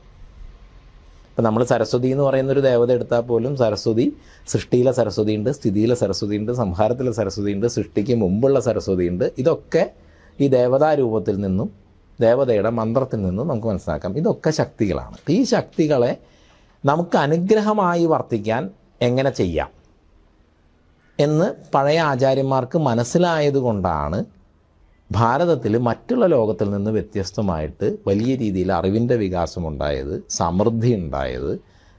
അങ്ങനെയുള്ള ലോകത്തെ മറ്റ് ജനവിഭാഗങ്ങളിൽ നിന്നൊക്കെ വ്യത്യസ്തമായിട്ടുണ്ടായത് ഈ ഓരോന്നിനും കാരണമായിട്ടുള്ള ഊർജ്ജ രൂപത്തെ തിരിച്ചറിഞ്ഞുകൊണ്ട് അതിനെ നമുക്ക് അനുഗ്രഹമായിട്ട് എങ്ങനെ ഉപയോഗിക്കാം എന്നുള്ളതിൻ്റെ ഒരു പദ്ധതി ഉണ്ടാക്കിയതുകൊണ്ടാണ്. നമ്മൾ മന്ത്രജപം എന്ന് പറഞ്ഞു കഴിഞ്ഞാൽ ഓരോ അക്ഷരവും നമ്മുടെ ഉള്ളിൽ ശ്വാസത്തിൻ്റെ പ്രാണൻ്റെ സഞ്ചാരമാണ്. അപ്പോൾ ആ മന്ത്രം റിപ്പീറ്റായി ജപിക്കുമ്പോൾ അതേ വഴിയിൽ കൂടെ നമ്മുടെ പ്രാണൻ കൂടുതൽ സഞ്ചരിക്കുകയും കൂടുതൽ വൈബ്രേറ്റ് ചെയ്യുകയും അവിടെ ഉണ്ടാകുന്ന ആ ശക്തിയെ കൂടുതൽ ഉത്തേജിപ്പിക്കുകയും ചെയ്യും. ആ ശക്തി നമ്മളിൽ മനസ്സിൻ്റെ ചിന്തയായിട്ടും ശരീരത്തിൻ്റെ ആരോഗ്യമായിട്ടും മറ്റുള്ള ഭിന്ന രൂപത്തിലൊക്കെ പ്രകടമാകും. ആ ശക്തിയിൽ പ്രകൃതിയെയും സ്വാധീനിക്കാൻ പറ്റും. നമ്മൾ ചുറ്റുപാടുമുള്ള പ്രകൃതിയെയും എത്രത്തോളം നമ്മളതിൻ്റെ സാധന കൂടുതൽ ശക്തമാക്കുന്നു അതിനനുസരിച്ച് സ്വാധീനിക്കാനും പറ്റും. അപ്പോൾ അങ്ങനെ എല്ലാ കുലങ്ങളും അവരുടെ ധർമ്മത്തിനനുസരിച്ചിട്ടുള്ള ശക്തിയെയാണ് കുലദേവതയായിട്ട് പൂർവാചാര്യന്മാർ സങ്കല്പിച്ച് വച്ചിരിക്കുന്നത്. അപ്പം അതുകൊണ്ട് ലൗകിക ജീവിതത്തിൽ വ്യാവഹാരിക ജീവിതത്തിൽ നിൽക്കുന്ന എല്ലാവരെ സംബന്ധിച്ചിടത്തോളം കുലദേവതയ്ക്ക് വലിയ പ്രാധാന്യമുണ്ട്. നമ്മുടെ നാഡിയിലുള്ള ശക്തി എന്ന് പറയുന്നത് അല്ലെങ്കിൽ ആ എനർജിയുടെ ഒരു ആവിഷ്കാരമാണ് ഈ കുലദേവത എന്ന് പറയുന്നത്. ഇതുപോലെ തന്നെ നടന്നാണല്ലോ അവിടെ പണിയാ കമ്മ്യൂണിറ്റിയിൽ നിന്ന് കാട്ടുനായിക്ക കമ്മ്യൂണിറ്റിയിൽ നിന്ന് ആളുകൾ വന്ന് പൂജ ചെയ്യുന്നുണ്ടായിരുന്നു. അതുപോലെ തന്നെ ഈ ശങ്കര മഠത്തിൽ നിന്നുള്ള സന്യാസിമാർ, എനിക്ക് തോന്നുന്നു കേരളത്തിൽ ആദ്യമായിട്ടായിരിക്കും എല്ലാ മഠത്തിൽ നിന്നുള്ള സന്യാസിമാർ ഒരുമിച്ചെത്തുന്നത്. അപ്പം അതൊരു പൊളിറ്റിക്കൽ അണ്ടർടോണോട് ആയിരുന്നില്ലേ? ഞാൻ അവിടെ ചോദിച്ചു, ഇതിൻ്റെ ഒരു സ്റ്റോറി എഴുതാനായിട്ട് ചോദിച്ചപ്പോൾ എന്നോട് അവിടുത്തെ ഒരു സന്യാസിവര്യം പറഞ്ഞതാണ്, ഈ നായാടി മുതൽ നമ്പൂതിരി വരെ എന്നുള്ളത് വാക്കിൽ മാത്രം പോരല്ലോ, ഹിന്ദു ഒരു അവേക്കണിങ്ങിൻ്റെ ഭാഗമായിട്ട് ഇവരെ ഒരുമിച്ച് കൊണ്ടുവരാ ഉള്ള ഒരു പ്ലാൻ്റെ ഭാഗമായിരുന്നു എന്ന് പറഞ്ഞിരുന്നു. അതായത് പഴയ കാലത്ത് മാഘം അല്ലെങ്കിൽ ഇപ്പോൾ കുംഭമേള അറിയാം, അവിടെ കുംഭമേളയിൽ രാജ്യത്തെ എല്ലാ പരമ്പരകളും അവിടെ വന്നു ചേരും. അപ്പോൾ നിങ്ങൾക്കത് ശ്രദ്ധിച്ചിട്ടുണ്ടോ കുംഭമേളയിലെന്ന് അറിയില്ല. UP ഭരിക്കുന്ന യോഗി ആദിത്യനാഥ്ജിയുടെ നാഥ് പരമ്പര വലിയ ഭാരതത്തിലെ വലിയ പരമ്പരയാണ്. നാഥ് പരമ്പര കുംഭമേളയിൽ കുളിക്കില്ല. 13 അഖാഡകളാണ് കുളിക്കുക. അത് 7 സന്യാസി അഖാഡകൾ, 3 വൈരാഗ്യ അഖാഡകൾ, 3 ഉദാസീന അഖാഡകൾ. നാഥ് പരമ്പര കുംഭമേളയിൽ കുളിക്കില്ല. ആ കുളിക്കാത്ത നാഥ് പരമ്പര കുംഭമേളയിൽ വലിയ ശിബിരങ്ങളും അവരുടെ വലിയ അനുഷ്ഠാനങ്ങളും ഒക്കെ അവിടെ നടക്കുന്നുണ്ട്. അപ്പം അതുപോലെ മാഘം എന്ന് പറയുന്നത് പഴയ കാലത്ത് എല്ലാവരും എത്തിച്ചേർന്ന് അവരവരുടേതായിട്ടുള്ള ആചരണങ്ങൾ ചെയ്തു പോന്നിരുന്ന ഒന്നായിരുന്നു. അപ്പം ഇപ്പോൾ ഒരു രണ്ടാമതൊരു തുടങ്ങുന്ന ഘട്ടത്തിൽ നമ്മൾ ആ എല്ലാ പരമ്പരകളുടെയും ഒരു പ്രാതിനിധ്യം അവിടെ ഉണ്ടാകണം എന്നുള്ള ഒരു ആലോചനയും അതിനനുസരിച്ചിട്ടുള്ള ഒരു പ്രാഥമികമായിട്ടുള്ള കാര്യക്രമവും നമ്മളവിടെ ഈ ആലോചനകൾ തുടങ്ങും. നമ്മൾ അത് മാത്രമാണ് തവണത്തെ മാഘത്തിൽ ശരിക്കും നിശ്ചയിക്കപ്പെട്ടിരുന്നൊരു കാര്യം. അപ്പോൾ അത് പിതൃയാനം, ദേവയാനം, ഋഷിയാനം, ഈ 3 തലങ്ങളിലായിട്ട് നേരത്തെ ഞാൻ പറഞ്ഞ സൃഷ്ടി സ്ഥിതി സംഹാര ലയക്രമങ്ങളിൽ കൂടെ അതിലെ തന്നെ ഓരോന്നിലും ഓരോ വിഭാഗങ്ങളായിട്ട് ഓരോ പൂജകൾക്കും ഓരോ പരമ്പരകളെ നമ്മൾ കൊണ്ടുവന്നു. കേരളത്തിൻ്റെ തെക്കേ അറ്റം മുതൽ വടക്കേ അറ്റം വരെയുള്ള തെക്കേ അറ്റത്തെ കാണി പാരമ്പര്യം മുതൽ മലബാറിലെ അല്ലെങ്കിൽ വടക്കേ അറ്റത്തെ തെയ്യം അനുഷ്ഠാനങ്ങളൊക്കെ ചെയ്യുന്ന മലയ പരമ്പര വരെയുള്ള ആളുകളിൽ നിന്ന്, ആചാര്യന്മാരിൽ നിന്ന് ഇത് ഈ നേരത്തെ പറഞ്ഞ ക്രമങ്ങളിൽ അവർക്ക് ഒരു സ്ഥാനം ഉണ്ടെങ്കിൽ, അപ്പം അവരുടെ ക്രമങ്ങളിലെ ദേവതാരാധനയിൽ ഇതിന് പറ്റുന്ന ഒരു ദേവതയും ക്രമവും ഉണ്ടെങ്കിൽ അത് അവരുടേതായിട്ടുള്ള അനുഷ്ഠാനങ്ങളോടെ അത് ചെയ്ത് ഒരാൾ സൃഷ്ടിയിലെ സ്ഥിതിയാണെങ്കിൽ സൃഷ്ടിയിലെ സ്ഥിതി പൂർത്തിയാക്കി സൃഷ്ടിയിലെ സംഹാരം ചെയ്യേണ്ട ആൾക്ക് അത് കൈമാറുകയാണ്. അങ്ങനെ ഒറ്റ ക്രിയാപദ്ധതിയിൽ ഭിന്നമായിട്ടുള്ള ദേവതാ യജനങ്ങളുടെ ആചാര്യന്മാരായി തുല്യ പ്രാധാന്യത്തോടെ കേരളത്തിലെ മുഴുവൻ പരമ്പരകളും ആ അനുഷ്ഠാനത്തിൽ പങ്കെടുത്തിട്ടുണ്ട്. ഭിന്നമായി നിൽക്കുന്ന ഈ കാസ്റ്റും യുണൈറ്റ് ചെയ്യണം എന്നുള്ളതും ഒരു റിയാലിറ്റി തന്നെയല്ലേ? ഈ കാസ്റ്റ് ബാരിയേഴ്സ് ഇല്ലാണ്ടാവണം എന്നുള്ളതും ഒരു കാസ്റ്റ് ബാരിയേഴ്സ് എന്ന് പറയുന്നത് സമകാലികമായിട്ടുള്ള, അതായത് ഈ വളരെ ചെറിയ ഒരു കാലഘട്ടത്തിലാണ്, അതും ഈ അധിനിവേശത്തിൻ്റെ ഭാഗമായിട്ടാണ് ഇവിടെ ഇത്തരത്തിലുള്ള ജാതീയമായിട്ടുള്ള സാമുദായികമായിട്ടുള്ള ഭിന്നതകൾ വന്നതെന്നുള്ളൊരു കാഴ്ചപ്പാടാണ് എന്നെ സംബന്ധിച്ചിടത്തോളം ഉള്ളത്. ഇനി അറിവ് ജാതിയുടെ പേരിൽ നിഷേധിച്ചിരുന്നു പൗരാണികമായ കാലത്ത് നിന്നൊന്നും നമുക്ക് ബോധ്യമുള്ളൊരു കാര്യമല്ല. കാരണം ഇന്ന് ഒരു സിവിൽ എഞ്ചിനീയർ പ്രൊഫസർക്ക് പ്ലാനും എലിവേഷനും ഇല്ലാതെ 4 മുറി മാത്രമുള്ളൊരു വീട് പണിയാൻ പറ്റില്ല. പഴയ കാലത്ത് ഇവിടെ ആശാരിമാരായിട്ടുള്ള ആചാര്യന്മാർ ഗജപൃഷ്ഠം പോലുള്ള സങ്കീർണമായ നിർമ്മിതികൾ 16 കെട്ട് 36 കെട്ട് ഇതൊക്കെ അത് 2 or 3 തലമുറ കഴിഞ്ഞിട്ടേ പണി തീരുള്ളൂ. ഇത് മുഴുവൻ ഈ മണ്ണിലിട്ട് പണിതിരുന്നത് ഒരു കടലാസിലൊരു വര പോലും ഇല്ലാതെ. ഇതൊക്കെ കഴിഞ്ഞ് മുകളിലേക്ക് കയറ്റുന്ന സമയത്ത് ഒരു ചെറിയ പിഴവ് വന്നാൽ മതി, ഇതെല്ലാം ഒന്നായിട്ട് ഇരിക്കില്ല. ഇതിൻ്റെ അടിസ്ഥാനപരമായിട്ടുള്ള കണക്ക് അവരുടെ ഉള്ളിൽ ആര് ഹൃദിസ്ഥമാക്കി, പരമ്പരകളെ എങ്ങനെ പകർന്നു. ഒരുപാട് പേര് പല സ്ഥലത്തായിട്ടാണ് ഇതിൻ്റെ പണികൾ നടത്തിക്കൊണ്ടിരിക്കുന്നത്. വൈദ്യം എന്ന് പറയുന്ന ഒരു ഇതാണെന്നുണ്ടെങ്കിൽ വേലൻ, മണ്ണാൻ തുടങ്ങിയിട്ടുള്ള സമുദായങ്ങളാണ് ഏറ്റവും പ്രധാനമായിട്ട് ഇത് ചെയ്തിരുന്നത്. അങ്ങനെ ഒരു സമുദായത്തിൻ്റെ ഭാഗമായിട്ട് അവിടുത്തെ വൈദ്യൻ്റെ അവിടുത്തെ തിരക്ക് കാരണമാണ് ഇന്ന് നമ്മൾ കാണുന്ന കലാമണ്ഡലം റെയിൽവേ സ്റ്റേഷൻ കൊച്ചി രാജാവ് പണിത് കൊടുത്തത്.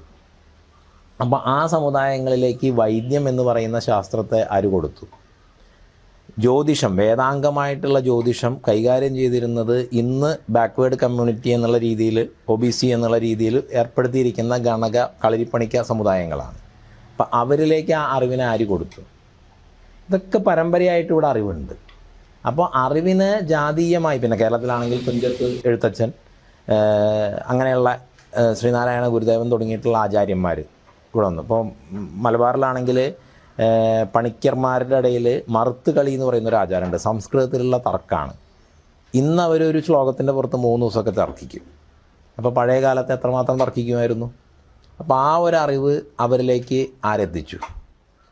അപ്പോൾ പൗരാണികമായിട്ട് ഓരോ പരമ്പരകളിലും അതാത് തലങ്ങളിലുള്ള അറിവ് ഏറ്റവും ശ്രേഷ്ഠമായ രൂപത്തിൽ തന്നെ ഉണ്ടായിരുന്നു. ഇപ്പോൾ വാസ്തുവിദ്യ ചെയ്യുന്ന ഒരാളെ സംബന്ധിച്ചിടത്തോളം വൈദ്യം അറിയുന്നുണ്ടാവില്ല, വൈദ്യം ചെയ്യുന്ന ഒരാളെ സംബന്ധിച്ചിടത്തോളം രസശാസ്ത്രം അറിയുന്നുണ്ടാവില്ല. അങ്ങനെയുള്ള, കാരണം അവരവരുടെ പരമ്പരകളെ മാത്രം അവർ പഠിച്ചാൽ മതി. പക്ഷേ ആ അറിവ് ഉണ്ടായിരുന്നു. അറിവ് ജാതീയമായി മാറി നിന്നിരുന്നില്ല, അതിൻ്റെ വിവേചനങ്ങൾ ഉണ്ടായിരുന്നില്ല. എല്ലാവരും പരസ്പരം മാനിച്ചിരുന്നു. അതേസമയം ഇപ്പോൾ നമ്മൾ തൊട്ടുകൂടായ്മ തിണ്ടിക്കൂടായ്മ എന്നൊക്കെ പിൻകാലത്ത് പറയുന്ന ഭക്ഷണം കഴിക്കില്ല, അങ്ങനെയുള്ള കാര്യങ്ങളൊക്കെ ഇന്നും ചാലക്കുടി ഉൾഭാഗത്തുള്ള മുതുവാൻ സമൂഹം, വയനാട്ടിലെ ആദിമ നിവാസികളുടെ അവിടെയൊക്കെ നമ്മൾ പോയി കഴിഞ്ഞ് കഴിഞ്ഞാൽ നമുക്ക് പുറത്തിരുത്തിയ ഭക്ഷണം തരുള്ളൂ. നമ്മൾ കോവിഡ് കാലത്ത് അത്തരത്തിലുള്ള കാര്യങ്ങളുടെയൊക്കെ ശ്രദ്ധ എത്രത്തോളം അനിവാര്യമാണ് എന്ന് തന്നെ. അന്ന് നമ്മൾ പരിചയമില്ലാത്ത ഭക്ഷണം ഇതൊന്നും ആരോഗ്യപരമായ കാരണങ്ങളാലും മറ്റും പഴയ കാലത്ത് കഴിക്കുമായിരുന്നില്ല. ചാക്കരി വാങ്ങിക്കാൻ പാടില്ല, ഹോട്ടലിൽ നിന്ന് ഭക്ഷണം കഴിക്കാൻ പാടില്ല. കാരണം ഹോട്ടലിലെ ഭക്ഷണം വിൽക്കാൻ വേണ്ടി ഉണ്ടാക്കുന്നതാണ്. ഇത് കഴിച്ചൊരാൾ നന്നാവണമെന്ന് വിചാരിച്ചിട്ടുണ്ടാക്കുന്നതല്ല. ആ സങ്കല്പം വളരെ പ്രധാനമാണ്. അപ്പോൾ അത്തരത്തിലുള്ള നിഷ്ഠകൾ പഴയ കാലത്ത് പുലർത്തിയിരുന്നു. പക്ഷെ അത് ഓരോ പരമ്പരകളും അവരവരുടേതായിട്ടുള്ള മാത്രങ്ങളിൽ കേന്ദ്രീകരിച്ച് നിന്ന സമയത്ത് അതൊരു സാമൂഹിക പ്രശ്നമായിരുന്നില്ല. ജനസംഖ്യ കൂടുകയും ഇടകലരുകയും അതേസമയം അതിനെ മാനേജ് ചെയ്യാൻ കഴിവുള്ള ഒരു ഭരണ സംവിധാനം ഇല്ലാതിരിക്കുകയും ചെയ്തപ്പോൾ അധിനിവേശ ശക്തികളൊക്കെയായി വന്നു കഴിഞ്ഞ് കഴിഞ്ഞപ്പോൾ അതൊരു സാമൂഹിക പ്രശ്നമായി മാറുകയും ഏത് സമയത്തും അധികാരത്തോട് ചേർന്ന് നിൽക്കുന്നവർ അവരുടെ സമ്പത്തും അധികാരവും ഉറപ്പിക്കാൻ വേണ്ടിയിട്ടുള്ള ശ്രമങ്ങൾ നടത്തും. അത് ഞാൻ എൻ്റെ മക്കൾക്ക്, എൻ്റെ ആളുകൾക്ക് തന്നെ വേണം എന്നുള്ള രീതിയിൽ ഉണ്ടാക്കുകയും അപ്പോൾ അത് ജാതീയമായിട്ടുള്ള ഉച്ചനീചത്വങ്ങളും അതിൻ്റേതായിട്ടുള്ള പ്രശ്നങ്ങളും അതൊരു സാമൂഹിക പ്രശ്നങ്ങളുമൊക്കെ ആയിട്ട് വികാസം പ്രാപിച്ചു വന്നു എന്നുള്ളൊരു വായനയാണ് ഈ വിഷയത്തിലെ ചരിത്രത്തിനെ സംബന്ധിച്ചിടത്തോളം ഞാൻ നടത്തുന്നൊരു കാര്യം. ഈ അധിനിവേശ ശക്തികൾ ഉദ്ദേശിക്കുന്ന ബ്രിട്ടീഷ് ഭരണകൂടത്തിനെയാണോ? മുഗൾ ഭരണകൂടം, ബ്രിട്ടീഷ് ഭരണകൂടം. ഇതിനു മുമ്പ് കേരളത്തിൽ തൊട്ടുകൂടായ്മ ഉണ്ടായിരുന്നില്ല, അയിത്തം ഉണ്ടായിരുന്നില്ലേ? അല്ല, അത് ഞാൻ നേരത്തെ പറഞ്ഞല്ലോ, ഈ അയിത്തം എന്ന് ഇന്ന് വായിക്കുന്ന ഒരു രൂപം എന്ന് പറയുന്നത് ഈ ഭക്ഷണം കഴിക്കില്ല, അല്ലെങ്കിൽ അങ്ങനെയുള്ള രീതിയിലുള്ള ഓരോരുത്തരും അവരവരുടെ മാറി നടക്കുക എന്നുള്ളതോ? അല്ല, വഴി മാറി നടക്കുന്നതൊക്കെ ഈ രീതിയിൽ വരുന്ന, അതായത് ഇതിന് ശേഷം വന്ന ഓരോരുത്തരും അവരവരുടേതായിട്ടുള്ള പ്രദേശങ്ങളിൽ ജീവിക്കുക എന്നുള്ളതാണ്. മറ്റൊരു സ്ഥലത്തേക്ക് അവർ വരില്ല. പൗരാണികമായിട്ടുള്ളൊരു കാലം ജനസംഖ്യ കൂടി വരുന്ന സമയത്ത് അവരുണ്ടായിരുന്ന ആചരണങ്ങൾ, ഇപ്പം നിങ്ങൾ മുതുവാൻ ആദിവാസി അവരുടെ താമസിക്കുന്ന അവിടെ പോയാൽ മതി, അല്ലെങ്കിൽ വയനാട്ടിൽ കുറിച്യരുടെ അവിടെ പോയാൽ മതി. അവിടെ നിങ്ങൾക്ക് അവരുടെ വീടിനകത്തേക്ക് നിങ്ങൾക്ക് കയറാൻ പറ്റില്ല. പുറത്തുനിന്ന് വരുന്ന ആർക്കാണെങ്കിലും കയറാൻ പറ്റില്ല. അവരുടെ ഒപ്പം ഇരുന്ന് ഭക്ഷണം കഴിക്കാൻ പറ്റില്ല. അവരുടെ കൂടെ ഇരുന്ന് അവരുണ്ടാക്കുന്ന ഭക്ഷണം നമുക്ക് കഴിക്കാൻ പറ്റില്ല. നമ്മുടെ ഭക്ഷണം അവർ കഴിക്കില്ല, പുറത്തു നിന്നുള്ള ആളുകളുടെ. അത് ആ ഒരു തരത്തിൽ നോക്കിക്കഴിഞ്ഞ് കഴിഞ്ഞാൽ ഇന്ന് പറയുമ്പോൾ ആദിമനിവാസികൾ ഇന്നത്തെ ST കാറ്റഗറിയിൽ പെടുന്ന ആളുകളാണ്. ആ നിഷ്ഠ എല്ലാ പാരമ്പര്യങ്ങളും പാലിച്ചിരുന്നു.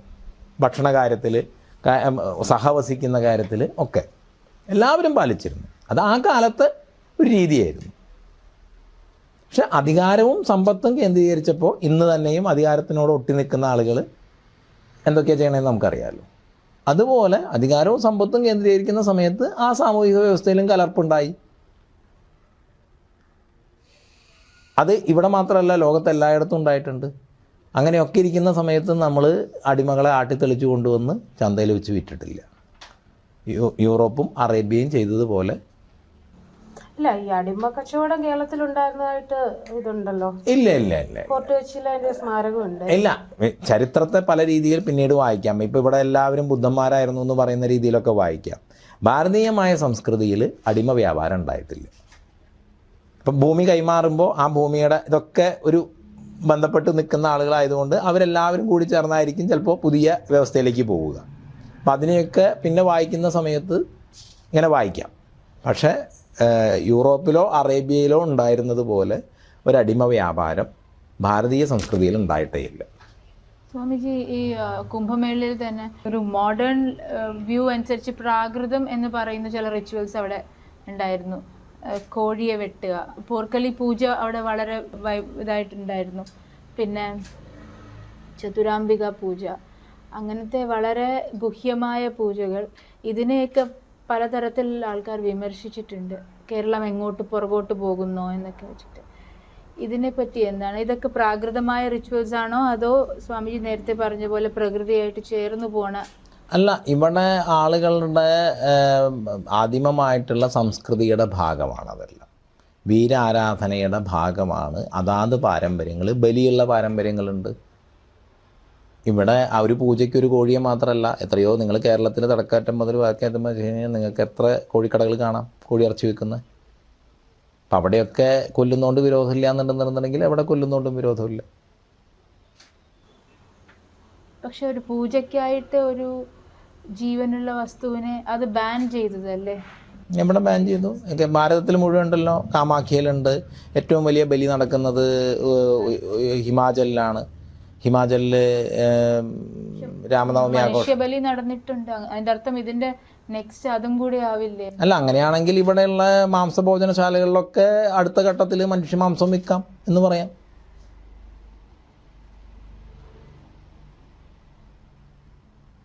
ഇവിടെ മറ്റ് മാംസഭോജ്യങ്ങൾ വിൽക്കുന്ന എല്ലാ ഷോപ്പുകളിലും നാളെ മനുഷ്യമാംസം വിൽക്കില്ലേ എന്നുള്ള ആലോചന ഉണ്ടെങ്കിൽ ഇപ്പുറത്ത് ഈ ആലോചനയാവാം. ഇതിലങ്ങനെ ഒരു റിഫോംസിന്റെ ആവശ്യമില്ല, അത് നിലനിന്ന് പോയാൽ മതി. അല്ല, ഇവിടെ റിഫോംസ് എന്ന് പറയുന്നൊരു കാര്യമല്ല. കാരണം അതിനെ സംബന്ധിച്ചിടത്തോളം ഇപ്പോൾ അവിടുത്തെ ആ ചെയ്യുന്ന കുലങ്ങളുടെ പാരമ്പര്യത്തിൻ്റെ നേദ്യമാണ്. അവർ അത് ഭഗവതിക്ക് സമർപ്പിക്കുന്നു, അത് പ്രസാദമായിട്ട് അവർ ഭുജിക്കുന്നു. കേരളത്തിൽ മാടായിക്കാവിലും വളയനാട് തിരുവളയനാട് കാവിലും ഒക്കെ അകപൂജ, അകത്ത് പൂജ എന്നുള്ള നിലയിൽ ബലിയുണ്ട്. നിങ്ങൾക്ക് അവിടെ ചെന്ന് കഴിഞ്ഞാൽ എൻ്റെ പ്രസാദം കിട്ടും. അല്ല, ഇത് ബാൻ ചെയ്ത് ജീവനുള്ള ബലിക്ക് പകരം കുമ്പളങ്ങ നിങ്ങൾ മാടായിക്കാവിൽ എല്ലാ ദിവസവും പോയി കഴിഞ്ഞാൽ നിങ്ങൾക്ക് അകപൂജയുടെ പ്രസാദം കിട്ടും, തിരുവളയനാട് കാവിൽ പ്രസാദം കിട്ടും. കേരളത്തിൽ എത്രയോ തെയ്യം, ബലിയില്ലാത്ത ഒരു തെയ്യക്കാവും നിങ്ങൾക്ക് കാണാൻ കഴിയില്ല.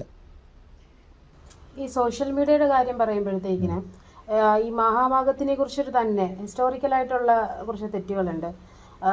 ഫോർ എക്സാമ്പിൾ, നേരത്തെ സ്വാമി പറഞ്ഞ പോലെ ടിപ്പു സുൽത്താൻ്റെ കാലത്ത്, പടയോട്ട കാലത്താണ് മഹാമാഘം നിന്നുപോയെന്ന് പറയുന്നു. ചരിത്രപരമായിട്ട് നോക്കുകയാണെങ്കിൽ ആ സമയത്ത് ടിപ്പുവിന് 5 വയസ്സാണുള്ളത്.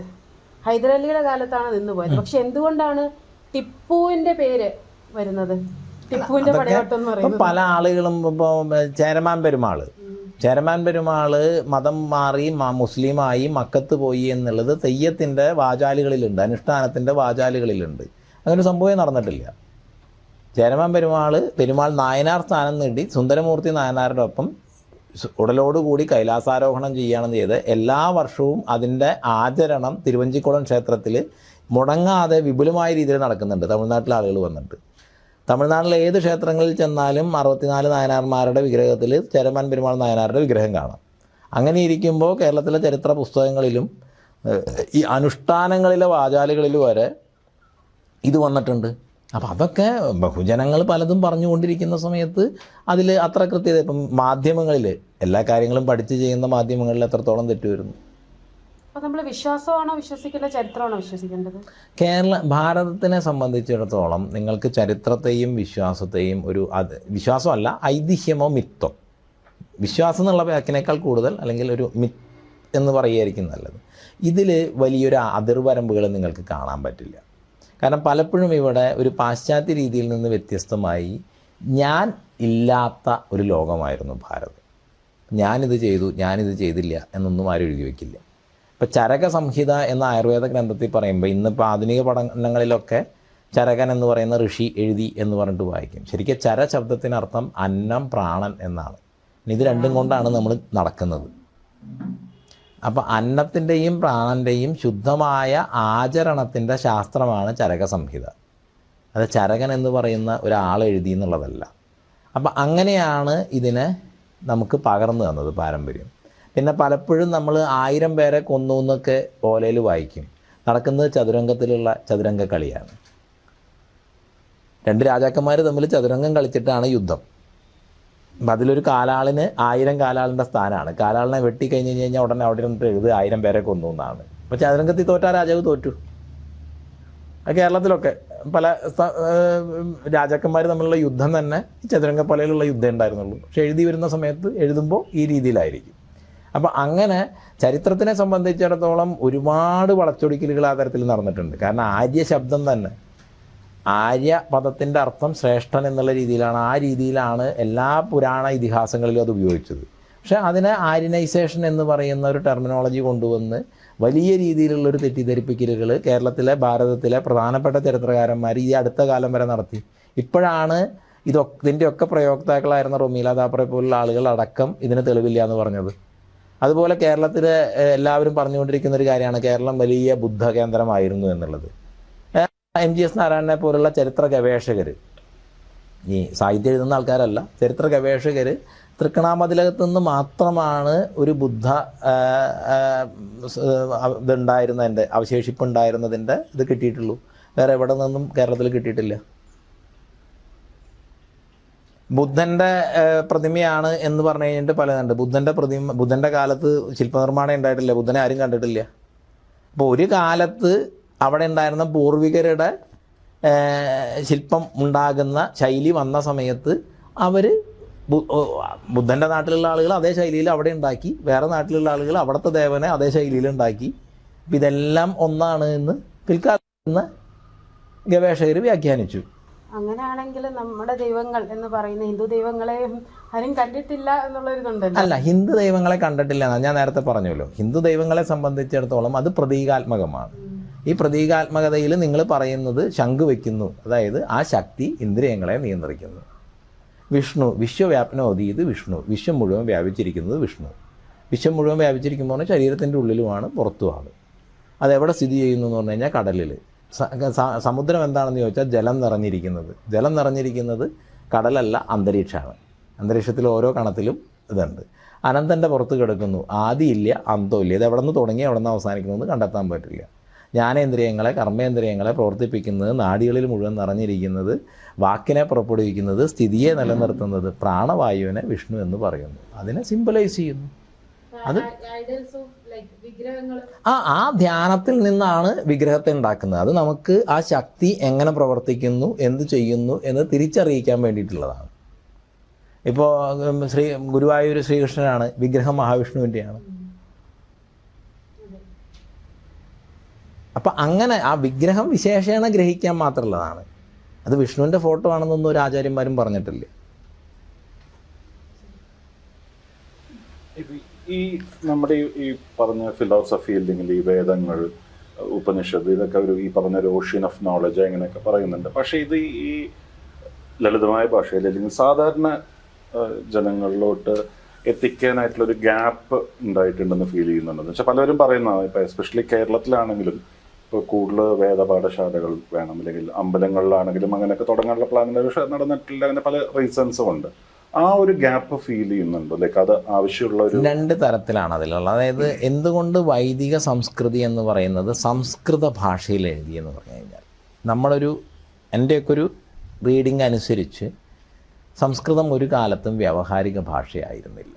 അത് ശാസ്ത്ര ഭാഷയാണ്. ഇപ്പോൾ കമ്പ്യൂട്ടറിൻ്റെയൊക്കെ നമ്മൾ കമ്പ്യൂട്ടർ ലാംഗ്വേജ് എന്നൊക്കെ പറയുന്ന പോലെ ശാസ്ത്ര ഭാഷയാണ്. ശാസ്ത്ര ഭാഷയുടെ പ്രത്യേകത 5000 മുമ്പുള്ള അർത്ഥം തന്നെയായിരിക്കും ഇപ്പോൾ 5000 കൊല്ലം കഴിഞ്ഞാലും ഇതേ അർത്ഥം തന്നെയായിരിക്കും. അർത്ഥത്തിലൊരു വ്യത്യാസവും വരില്ല.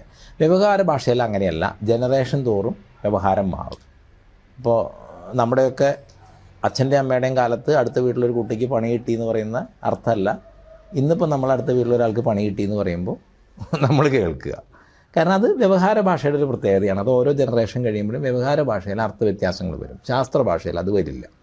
അപ്പോൾ ഓരോ സ്ഥലത്തും പ്രകൃതിയെ മനസ്സിലാക്കിയ അടുത്തറിഞ്ഞ ആളുകൾ ആ പ്രകൃതിയുമായി ചേരുന്നതിൻ്റെ, പ്രകൃതിയിലെ ശക്തികളെ നമുക്ക് അനുഗ്രഹമായി ഉപയോഗിക്കുന്നതിൻ്റെ ആചരണ പദ്ധതികൾ, ഞാൻ നേരത്തെ പറഞ്ഞ മന്ത്രജപത്തിൻ്റെ കാര്യം പറഞ്ഞു. പിന്നെ ദ്രവ്യങ്ങൾ, ഓരോ പൂജയ്ക്കും ഉപയോഗിക്കുന്ന ദ്രവ്യങ്ങൾ എന്ന് പറയുന്നത് അഗ്നിയെ ഉദ്യോഗിപ്പിക്കേണ്ട ദേവതയിലായിരിക്കും നെയ്യ് കൂടുതലുണ്ടാവുക.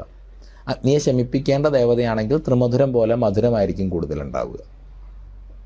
അപ്പോൾ അങ്ങനെ ആ ദ്രവ്യങ്ങളിൽ അതിൻ്റെ കാര്യങ്ങളൊക്കെ നമുക്ക് കാണാൻ പറ്റും. അങ്ങനെയുള്ള ആചരണങ്ങൾ പ്രാദേശികമായിട്ടുണ്ടാകുന്നുണ്ട്. ഈ പ്രാദേശികമായിട്ടുള്ള ആചരണങ്ങളെ സംബന്ധിച്ചിടത്തോളം അത് അതാത് ദേശത്തിനും അതാത് കാലത്തിനും വേണ്ടിയിട്ടുള്ളതാണ്. അപ്പോൾ ആ സാധകർ തിരിച്ചറിഞ്ഞ സത്യത്തെ എല്ലാ കാലത്തേക്കും വേണ്ടി, ഇപ്പം അതിൻ്റെ ഒരു പോയിൻ്റ് ഉണ്ടാവും, ആ പോയിൻറ്റിനെ എല്ലാ കാലത്തേക്കും വേണ്ടി രേഖപ്പെടുത്തുന്നതാണ് ഈ ശാസ്ത്ര ഭാഷയിൽ. അപ്പോൾ ശാസ്ത്ര ഭാഷയിലെ കാര്യം നിങ്ങൾക്ക് ഏത് ദേശത്തും ഏത് കാലത്തും ഉപയോഗിക്കാം. എന്നാൽ പ്രാദേശികമായിട്ടുള്ള കാര്യങ്ങൾ ഓരോ സമയത്തും ആ ജനങ്ങളുടെ ജീവിതം മാറുന്നതിനനുസരിച്ച്, കർമ്മം മാറുന്നതിനനുസരിച്ചിട്ടൊക്കെ മാറിക്കൊണ്ടിരിക്കും. വ്യത്യാസങ്ങൾ വരും. ആ ദേശത്താണ് അത് ഏറ്റവും ശക്തമാവുകയും ചെയ്യുക, ആ പ്രഭാവം. ഇവിടുത്തെ ഒരു ദേശത്തെ ആചാരം വേറൊരു ദേശത്ത് കൊണ്ട് ചെയ്തിട്ട് കാര്യമില്ല. കാരണം ഈ പ്രകൃതിയിലാണ് അതുള്ളത്. അപ്പോൾ അതുകൊണ്ട് വന്ന പഠന രീതിയിൽ തലമുറകളായിട്ട് നമ്മുടെ പാരമ്പര്യ പഠനം നിന്നിരുന്ന കാലത്ത് ഈ അറിവുകൾ വേറെ രൂപത്തിലുണ്ടായിരുന്നു. നാട്ടുഭാഷയിലുണ്ടായിരുന്നു, വരവിളികളായിട്ട്, വരച്ചൊല്ലുകളായിട്ട്. ഇപ്പോൾ വൈദ്യമാണെങ്കിൽ അഷ്ടാംഗഹൃദയവും ചരകസംഹിതയും ശുശ്രൂഷസംഹിതയും ഒക്കെ ഉണ്ട്. പക്ഷേ നാട്ടുവൈദ്യം എന്ന് പറയുന്ന വലിയ രീതിയിലുള്ള പാരമ്പര്യം ഉണ്ടായിരുന്നു. ഒരേ കാര്യം തന്നെയാണ് പറയുന്നത്. വാസ്തുശാസ്ത്ര ഗ്രന്ഥങ്ങളുണ്ട്, പക്ഷേ ഇവിടുത്തെ ആശാരിമാരായിട്ടുള്ള ആളുകളുടെ കയ്യിൽ അതിൻ്റെ കണക്കുണ്ട്. അപ്പോൾ അതുപോലെ ആ പരമ്പര ഇവിടെ പഴയ കാലത്ത് തുറന്നു പോന്നിരുന്നു. അതിന് ബ്രേക്ക് വന്നപ്പോഴാണ് ഈ അറിവുകൾ നഷ്ടപ്പെട്ടു പോയത്. ഇപ്പം മുമ്പാണെങ്കിലും ഈ സംസ്കൃതത്തിൻ്റെ രീതിയിലുള്ള കാര്യങ്ങൾ പഠിക്കുക എന്ന് പറയുന്നത് ചെറിയൊരു വിഭാഗം മാത്രമേ ഉണ്ടായിരുന്നുള്ളൂ. കാരണം അതൊരു പ്രിസർവ് ചെയ്യാൻ വേണ്ടിയിട്ടുള്ളതാണ്. അനുഷ്ഠാനത്തിനുള്ളത് വലിയ ജനസാമാന്യമാണ്. അപ്പം അങ്ങനെയാണ് തുറന്നു പോയിരുന്നത്. ആ ഒരു ഗ്യാപ്പാണ്, അതായത് ഒരു കാലത്ത് ഇത്തരം കാര്യങ്ങളെ സംരക്ഷിക്കേണ്ടിയിരുന്ന അധികാരസ്ഥാനം അങ്ങനെയല്ലാതെ മാറ്റപ്പെട്ടു. ഇപ്പോൾ പഴയ കാലത്ത് വിദ്യ കാശ് കൊടുത്ത് വാങ്ങിക്കേണ്ടതായിരുന്നില്ല, വൈദ്യം കാശ് കൊടുത്ത് വാങ്ങിക്കേണ്ടതായിരുന്നില്ല. ഇതൊക്കെ രാജാവിൻ്റെ ധർമ്മമായിരുന്നു. ഭിക്ഷയെടുക്കുന്നതിന് അധികാരിത്വമുണ്ട്, എല്ലാവർക്കും ഭിക്ഷ എടുക്കാൻ പറ്റില്ല. പഴയ കാലത്ത് ധർമ്മക്കാരനെയാണ് നമ്മൾ വരിക. നമ്മളോട് ധർമ്മം ചെയ്യാൻ പറയാനുള്ള, ധർമ്മത്തിൻ്റെ ആൾക്കായി ഭിക്ഷ ചോദിക്കാനുള്ള അവകാശമുള്ളൂ. അവശരെയും അശരണരെയും സംരക്ഷിക്കേണ്ടത് രാജാവിൻ്റെ ധർമ്മമാണ്, അല്ലെങ്കിൽ അവിടുത്തെ അധികാരിയുടെ ധർമ്മമാണ്. അതുകൊണ്ടാണ് കേരളത്തിലെ പഴയ നാട്ടാചാരം ഉണ്ടായിരുന്ന അത്താഴ പ്രശ്നിക്കാരുണ്ടോ എന്ന് വിളിച്ചു ചോദിച്ചിട്ട് ആണ് വാതിലടയ്ക്കാറ്. അപ്പോൾ ആ ധർമ്മം അധികാരസ്ഥാനത്ത് നിന്ന് പോയപ്പോൾ ഇത് മുഴുവൻ ഒരു തരത്തിൽ വാണിജ്യവൽക്കരിക്കപ്പെടുക, അല്ലെങ്കിൽ അത് പണം കൊടുത്ത് നേടേണ്ട ഒന്നായിട്ട് വൈദ്യവും വിദ്യാഭ്യാസവും ഒക്കെ മാറി. അപ്പോൾ ഈ സംരക്ഷിച്ചു വന്ന കാര്യങ്ങൾ, അന്ന് വൈദ്യനെ സംരക്ഷിച്ചിരുന്നത്, അറിവിനെ സംരക്ഷിച്ചിരുന്നത്, പണ്ഡിതന്മാരെ സംരക്ഷിച്ചിരുന്ന അധികാര കേന്ദ്രങ്ങൾ, അത് മറികടന്നപ്പോൾ ആ തുടർച്ച നഷ്ടപ്പെട്ടു പോയി. ഇപ്പോൾ ഇന്ന് എഞ്ചിനീയറിംഗ് കോളേജിൽ പോകുന്നത് ഇപ്പോൾ പഴയ കാലത്തെ തുടർച്ച, അതായത് ആശാരിമാർ, മൂശാരിമാർ, കൊല്ലന്മാർ, അവരൊക്കെയാണ് ഈ എഞ്ചിനീയറിംഗ് കോളേജിൽ പോയിരുന്നതെന്നുണ്ടെങ്കിൽ ഇവിടെ ഉണ്ടായിരുന്ന അറിവിൻ്റെ ആധുനികമായിട്ടുള്ളൊരു തുടർച്ച ശരിയായ രീതിയിൽ ഉണ്ടാകുമായിരുന്നു. ഇപ്പോൾ ഒരു മുഴക്കോല് എന്ന് പറയുമ്പോൾ ഇന്ന് പറയുന്ന പുതിയ ഗേൾസ് എന്ന് പറയുന്നതാണ്, പഴയ കാലത്തെ ആളുകൾക്ക് കണക്കൊന്നും അത്ര കൃത്യമായിരുന്നില്ല. കാരണം 16 17 തരം വ്യത്യസ്ത അളവുകളിലാണ് ഇവിടെ നിന്ന് മുഴക്കോല് കിട്ടിയിരിക്കണതെന്ന്. ഇത് പഴയ ആശാരിമാരോട് പറഞ്ഞാൽ അവർ ചിരിക്കും. കാരണം എവിടെയാണോ നിർമ്മിക്കേണ്ടത് ആ നിർമ്മിക്കുന്ന സ്ഥലത്ത് യവം വിതച്ച് അതിൽ നിന്ന് വരുന്ന യവം അളവനുസരിച്ച് വെച്ചിട്ട് വേണം മുഴ ഉണ്ടാക്കാൻ. കാരണം ആ അളവിൽ അവിടുത്തെ നീരൊഴുക്കുണ്ട്, അവിടുത്തെ വായുവിൻ്റെ ഗതിയുണ്ട്, എല്ലാം ഉണ്ട്. അതിനനുസരിച്ച് വേണം അവിടെ നിർമ്മിതി പണിയാൻ. അപ്പം അത്രയും സൂക്ഷ്മമായിട്ടാണ്, പ്രകൃതിയുമായി ബന്ധപ്പെട്ടിട്ടാണ് എല്ലാ കാര്യങ്ങളും പോയിരുന്നത്. ആ തുടർച്ചയെ ഈ ആധുനിക വിദ്യാഭ്യാസം മുറിച്ചു. വൈദ്യശാസ്ത്രത്തിലാണെങ്കിൽ ശസ്ത്രക്രിയ ഉപകരണങ്ങളുടെ ഇന്നും അതിൻ്റെ പ്രോട്ടോടൈപ്പ് സുശ്രുത സംഹിതയിലെ ഡിസൈനുകളാണ്. അത്രയും വളർന്നത് ബ്രിട്ടീഷ് അധികാരികൾ ആയുർവേദത്തിൻ്റെ ശസ്ത്രക്രിയ പാടില്ലെന്ന് നിരോധിച്ചു. ആ നിരോധനം എപ്പോഴും നിലനിൽക്കുകയാണ്. അത് നിലനിൽക്കുന്നതോടുകൂടി ആയുർവേദത്തിന് ക്രമാനുഗതമായിട്ടുള്ളൊരു വളർച്ച ഉണ്ടായില്ല. ഇപ്പം നമ്മളെല്ലാവരും പറയും ആക്സിഡൻറ്റ് പറ്റിയ ആയുർവേദ ഹോസ്പിറ്റലിൽ പോകാൻ പറ്റില്ല. കാരണം അലോപ്പതി ഹോസ്പിറ്റലുള്ളത് ടെക്നോളജി മാത്രമാണ്. അവിടെ അലോപ്പതി എന്ന് പറയുന്ന വൈദ്യശാസ്ത്രമല്ല ആക്സിഡൻറ്റ് പറ്റിയ ആളെ സഹായിക്കുന്നത്, അവിടുത്തെ മോഡേൺ ടെക്നോളജിയാണ്. ആ ടെക്നോളജി ആയുർവേദത്തിന് ഉപയോഗിക്കാം. പക്ഷെ ആ ഒരു വളർച്ച ആയുർവേദത്തിനെ ബോധപൂർവം അധികൃതർ തടഞ്ഞു. ഇത് മലപ്പുറത്ത് നടക്കുമ്പോൾ ചിലർക്ക് ആശങ്കകളുണ്ടായിരുന്നു. ഈ മറ്റ് സമുദായങ്ങളിൽ നിന്നുള്ള സഹകരണങ്ങൾ എങ്ങനെ ഉണ്ടായിരുന്നു? തിരുനാവായയെ സംബന്ധിച്ചിടത്തോളം വലിയ രീതിയിലുള്ള സഹകരണമായിരുന്നു. കാരണം അവിടെയുള്ള എല്ലാ ആളുകളും തന്നെ അവരുടെ ഇതിന് വരുന്ന ആളുകൾക്ക് വേണ്ടിയിട്ടുള്ള സൗകര്യങ്ങൾ ഒരുക്കാനും, പിന്നെ അവരെ സംബന്ധിച്ചിടത്തോളം മറ്റുള്ള ആളുകളെ സംബന്ധിച്ചിടത്തോളം അതൊരു വ്യാപാരത്തിൻ്റെ ഇതുകൂടിയാണ്. നല്ല രീതിയിലുള്ള വരുമാനം അവിടെ ഉണ്ടായിട്ടുണ്ട്. ഇപ്പോൾ IIT-യുടെയൊക്കെ വിദ്യാർത്ഥികളുടെ ഒരു ടീമൊക്കെ അവിടെ സർവേ നടത്തിയിരുന്നു. ഏതാണ്ട് ഒരു 100 കോടിയിലധികം രൂപയുടെ വ്യാപാരം ആ പ്രദേശത്ത് നടന്നിട്ടുണ്ട്. പിന്നെ പുറത്തു നിന്നൊക്കെ വരുന്ന വാഹനങ്ങൾ, അങ്ങനെയുള്ള കാര്യങ്ങൾ, അവരുടെ വാടക, അതൊക്കെ ഇപ്പോൾ തിരുവനന്തപുരത്ത് നിന്ന് ഒരു വാടകയ്ക്ക് വണ്ടി വിളിച്ചു വരുന്നു. പാർക്കിംഗ് ഫീസ് അവിടെ ഉണ്ടായിട്ടുണ്ട്. അതായത് 100 കോടിയിലധികം വരുമാനം അവിടെ ഉണ്ടായിട്ടുണ്ട്. തിരുവനന്തപുരത്തെ വാടക തിരുവനന്തപുരത്ത് കിട്ടിയിട്ടുണ്ട്. വരുന്ന ഓരോ സ്ഥലത്തെയും ഹോട്ടലിൽ ഒരു ഭക്ഷണം കഴിച്ചിട്ടുണ്ട്, അതിന് പെട്രോൾ അടിച്ചിട്ടുണ്ട്. അപ്പോൾ അങ്ങനെയൊക്കെ വരുന്നൊരു സംഗതി അതിൻ്റെ ഒരു 2 ഇരട്ടിയെങ്കിലും വരും എന്നാണ് ഒരു വെറുതെ ഒരു കണക്ക് അവരുടെ ഒരു ഇതിലുണ്ടായിരിക്കുന്നത്. അപ്പോൾ അത്രയും വലിയ ഒരു എക്കോണമിയുടെ ഒരു ചലനം ഈ ഒരു കാര്യം. KSRTC തന്നെ 200ഓളം സർവീസുകളാണ് നടത്തിയിരുന്നത്. അപ്പോൾ അങ്ങനെയുള്ളൊരു ചലനം ഉണ്ടായിട്ടുണ്ട്. അപ്പോൾ ആ ചലനത്തിൻ്റെ വലിയ ഒരു ഗുണഭോക്താക്കളായിട്ടുള്ള പ്രദേശവാസികൾ എല്ലാ ജാതി മതഭേദമന്യേ തന്നെ ഇതുമായിട്ട് സഹകരിച്ചിട്ടുണ്ട്. എല്ലാം കഴിഞ്ഞ് അവസാനം സേവാഭാരതി ക്ലീൻ ചെയ്യുന്നത് കണ്ടിട്ട് അവിടെയുള്ള, ഞാനും വീഡിയോ കണ്ടതാണ്, മുസ്ലിം വിഭാഗത്തിൽപ്പെട്ട ആളുകൾ അവർക്ക് നാരങ്ങ വെള്ളവും മോരും ഒക്കെ ആയിട്ട് ക്ലീൻ ചെയ്യുന്ന സേവാഭാരതിക്കാർക്ക് കൊടുക്കാനും അവരെ അഭിനന്ദിക്കാനും വേണ്ടി വന്നിട്ടുണ്ട്. അങ്ങനെയുള്ള രീതിയിൽ വലിയ പങ്കാളിത്തം അവരുടെ ഭാഗത്ത് നിന്ന്. ഈ ഹിന്ദു അവേക്കനിങ് ഒരു കമ്മ്യൂണൽ പോളറൈസേഷനിലേക്ക് പോകാനായിട്ടുള്ള ചാൻസസ് ഉണ്ടോ? കാരണം ചോദിക്കാനുള്ള കാരണം എന്താണെന്ന് വെച്ചാൽ, ഇന്നലെ ഞാൻ ഒരു വീഡിയോ കണ്ടാണ്, കുംഭമേളയായിട്ട് ബന്ധപ്പെട്ട് തന്നെ ഏതൊരു സ്റ്റേജിൽ ഒരു സ്വാമി വന്ന് പറയുന്നതാണ്, ഇപ്പോൾ കുറച്ച് നാളായിട്ട് ഒരു മൂവ്മെൻ്റ് ഉണ്ട്, അതായത് ആന്ധ്രാപ്രദേശും കർണാടകയും കേരളവും തമിഴ്നാടും ഒരുമിപ്പിച്ചിട്ട് ഇന്ത്യയിൽ നിന്ന് വിഭജിച്ച് കൊണ്ടുപോകാനുള്ളൊരു ശ്രമം നടക്കുന്നുണ്ട്. അതിനെ നമ്മൾ ഹിന്ദുക്കൾ ചെറുത്ത് തോൽപ്പിക്കണം, അതിനു വേണ്ടിയിട്ടാണ് കുംഭമേള നടത്തുന്നത്, അതിൻ്റെ ലക്ഷ്യം അതാണ് എന്ന തരത്തിലുള്ള വീഡിയോകളുണ്ട്. ഒരു സ്വാമി തന്നെ അത് പറയുന്നതാണ്. അപ്പം അത്തരത്തിലുള്ളൊരു മറ്റ് മതത്തിലുള്ളവരെ നിന്ദിച്ചിട്ട് അല്ലെങ്കിൽ അവരെ മാറ്റിയിട്ട് ഹിന്ദു അവേക്കണിങ് എന്നുള്ള സാധനം പോസിബിൾ ആണ്? അല്ല, ഇപ്പം അങ്ങ് പറഞ്ഞ ഇതിൽ തന്നെ മറ്റു മതങ്ങളെ നിന്ദിക്കുന്നൊന്നുമില്ല. ഇവിടെ അങ്ങനെ ഒരു ചർച്ച നടക്കുന്ന ആളുകൾ, അതായത് ഈ 4 സംസ്ഥാനങ്ങളെ ഭാരതത്തിൽ നിന്ന് അടർത്തി മാറ്റണം എന്ന് പറയുന്ന ചർച്ച നടത്തുന്ന ആളുകൾ ഉണ്ട് എന്നുള്ളത് യാഥാർത്ഥ്യമാണ്. കാരണം അത് വലിയ രീതിയിലുള്ള ക്യാമ്പയിനിങ്ങുകൾ തന്നെ കട്ടിങ് സൗത്ത് എന്നുള്ള പേരിലൊക്കെ നടത്തുന്നുണ്ട്. അത് സംബന്ധിച്ചിടത്തോളം ഒരു രാഷ്ട്രത്തിനെ സംബന്ധിച്ചിടത്തോളം അത് വിഘടനവാദമാണ്, രാജ്യ താല്പര്യത്തിനെതിരാണ്. ധർമ്മത്തിനെ സംബന്ധിച്ചിടത്തോളം ധർമ്മം ദേശത്തിൻ്റെ രക്ഷയ്ക്ക് വേണ്ടിയിട്ടാണ്, സമാജത്തിൻ്റെയും ദേശത്തിൻ്റെയും രക്ഷയ്ക്ക് വേണ്ടിയിട്ടാണ്. അപ്പോൾ ധർമ്മജാഗരണത്തിൻ്റെ ഭാഗമായിട്ട് എല്ലാ തരത്തിലുള്ള വിഘടനവാദങ്ങൾക്കും ധർമ്മജാഗരണം എതിരാണ്. ഇപ്പോൾ ഈ പറഞ്ഞ അദ്ദേഹത്തിൻ്റെ പ്രവൃത്തിയിൽ ഈ രാഷ്ട്രത്തിൻ്റെ രക്ഷയ്ക്ക് വേണ്ടിയിട്ട് ഹിന്ദു സമാജം ഉണർന്നെഴുന്നേക്കണമെന്നാണ് ഇപ്പോൾ പറഞ്ഞതിനനുസരിച്ചിട്ട്. ഞാൻ ഈ പ്രസംഗം കേട്ടിട്ടില്ല, പറഞ്ഞതനുസരിച്ചിട്ട് അതിനെ സംബന്ധിച്ച് നമുക്ക് എതിർപ്പ് എന്താ എതിർപ്പ്? അതിലെങ്ങനെയാണ് കമ്മ്യൂണൽ പോളറൈസേഷൻ ഉണ്ടാകുന്നത്? മറ്റുള്ള സമാജവും അങ്ങനെ ചിന്തിക്കട്ടെ. ഇപ്പോൾ ഹിന്ദുക്കളുടെ പരിപാടിയിൽ ഹിന്ദുക്കളുടെ കാര്യമല്ലേ പറയാൻ പറ്റുള്ളൂ. ഒരു ചോദ്യം കൂടെ, മലപ്പുറത്തിനെ കുറിച്ചിട്ട് നോർത്ത് ഇന്ത്യയിലൊക്കെ ഒരു പ്രചരണമുണ്ട്, വീഡിയോകളൊക്കെ സ്വാമി കണ്ടിട്ടുണ്ടായിരിക്കും. അതായത് ഹിന്ദുക്കൾക്ക് ചെന്ന് കയറാൻ പറ്റാത്ത ഗ്രാമങ്ങളുള്ള എന്ന തരത്തിലുള്ളത്. സ്വാമി കുറച്ച് നാൾ അവിടെ ഉണ്ടായിരുന്നു. മലപ്പുറത്തിനെ കുറിച്ച് സ്വാമിക്ക് എന്താണ് പറയാനുള്ളത്? നമ്മളുണ്ടായിരുന്നു തിരുനാവായ എന്ന് പറയുന്ന ചെറിയൊരു സ്ഥലത്തല്ല. തിരുനാവായ എന്ന് പറയുന്ന ഒരു ചെറിയ സ്ഥലത്ത്, അത് ആ ക്ഷേത്രത്തിൻ്റെ ഗസ്റ്റ് ഹൗസിൽ നിന്ന് യജ്ഞശാല വിട്ടിട്ട് പുറത്തേക്ക് പോകാൻ പോലും പോലീസുകാർ സമ്മതിച്ചിട്ടില്ല. മോശമായ അർത്ഥത്തിലല്ല, എന്തെങ്കിലും കാര്യങ്ങളും എന്തൊക്കെയായിട്ട് ബന്ധപ്പെട്ടും ആളുകളൊക്കെ ആയിട്ട് സംസാരിക്കുന്നതാണ്.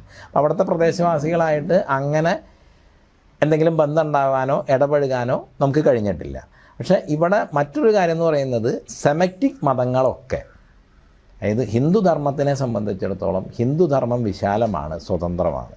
നിങ്ങൾക്ക് ഏത് തരത്തിലുള്ള ഒരു ചിന്തയ്ക്കും എല്ലാ കാര്യങ്ങൾക്കും ഇവിടെ സ്വാതന്ത്ര്യമുണ്ട്, അതിൻ്റെ സ്ഥാനമുണ്ട്.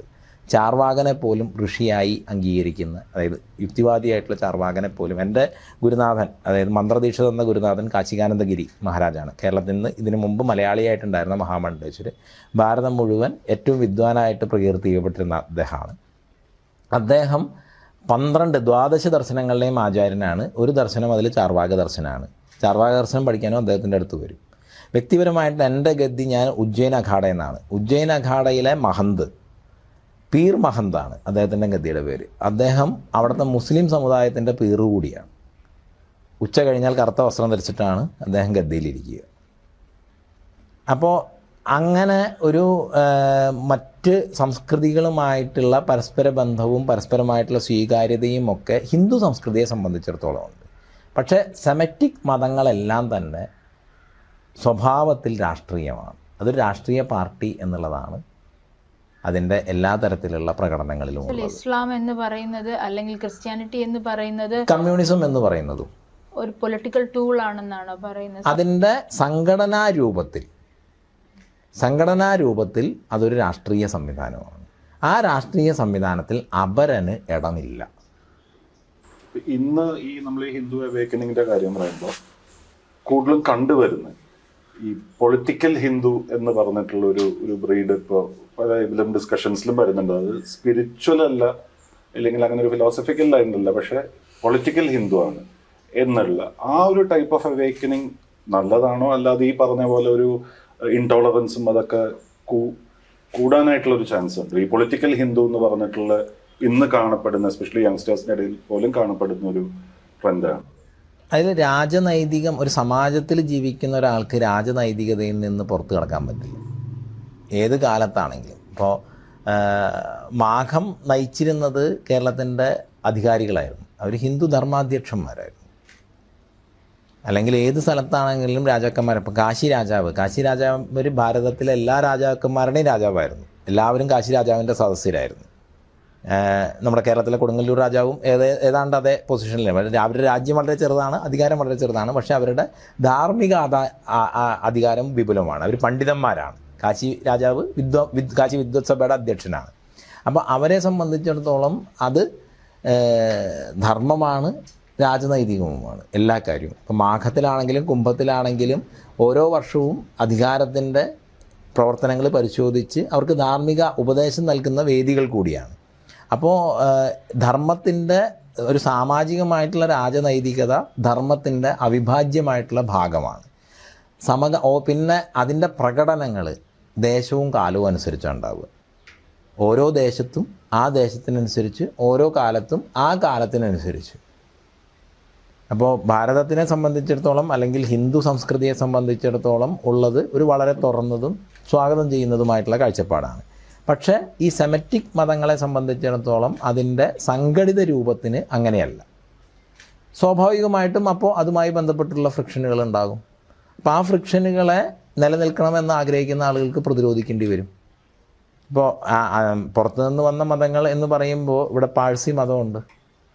പാഴ്സി മതവുമായിട്ട് ഭാരതത്തിലെ ഒരു ഹിന്ദു സംസ്കൃതിയിലുള്ള ഒരാളുകളും ഒരു കാലത്തും കലഹിച്ചിട്ടില്ല, ഒരു ടെൻഷനും ഉണ്ടായിട്ടില്ല എന്ന് പറഞ്ഞാൽ, ഇപ്പോൾ കേരളത്തിന് അതങ്ങനെ പരിചിതമല്ലായിരിക്കാം, പക്ഷേ ഭാരതത്തിൽ അധികാരവും സമ്പത്തും വലിയ രീതിയിൽ കേന്ദ്രീകരിക്കപ്പെട്ടിരിക്കുന്ന ഒരു കമ്മ്യൂണിറ്റിയാണ് പാഴ്സി കമ്മ്യൂണിറ്റി. ഒരു ചാർട്ടേഡ് അക്കൗണ്ടൻറ്റുമാരുടെ മേഖല, ലീഗൽ പ്രൊഫഷണൽസിൻ്റെ മേഖല, ഈ എഗ്രിമെൻറ്റുകൾ കാര്യങ്ങളൊക്കെ ഈ സിറിൽ അമർചന്ദ് മംഗൾദാസൊക്കെയാണ് ഈ എഗ്രിമെൻറ്റുകൾ കാര്യങ്ങളൊക്കെ. ഇപ്പോൾ അദാനി പോർട്ടിൻ്റെയൊക്കെ അതിന് വേണ്ടിയിട്ട് സ്റ്റേറ്റ് ഗവൺമെൻറ്റിനോ അദാനി പോർട്ടിനോ വേണ്ടിയിട്ട് ഒരു ഭാഗത്ത് അവരായിരുന്നു. അപ്പോൾ അവരൊക്കെ പാഴ്സി കമ്മ്യൂണിറ്റി എന്നുള്ള ആളുകളാണ്. അപ്പോൾ അധികാരത്തിൽ വലിയ സ്വാധീനമുള്ള സമ്പത്തിൻ്റെ ഒരു വലിയ വിഭാഗം കൈകാര്യം ചെയ്യുന്ന ആളുകളാണ് പാഴ്സികൾ. അവരുമായിട്ട് യാതൊരു കലഹവും ഇവിടെയുള്ള ആളുകൾക്കില്ല.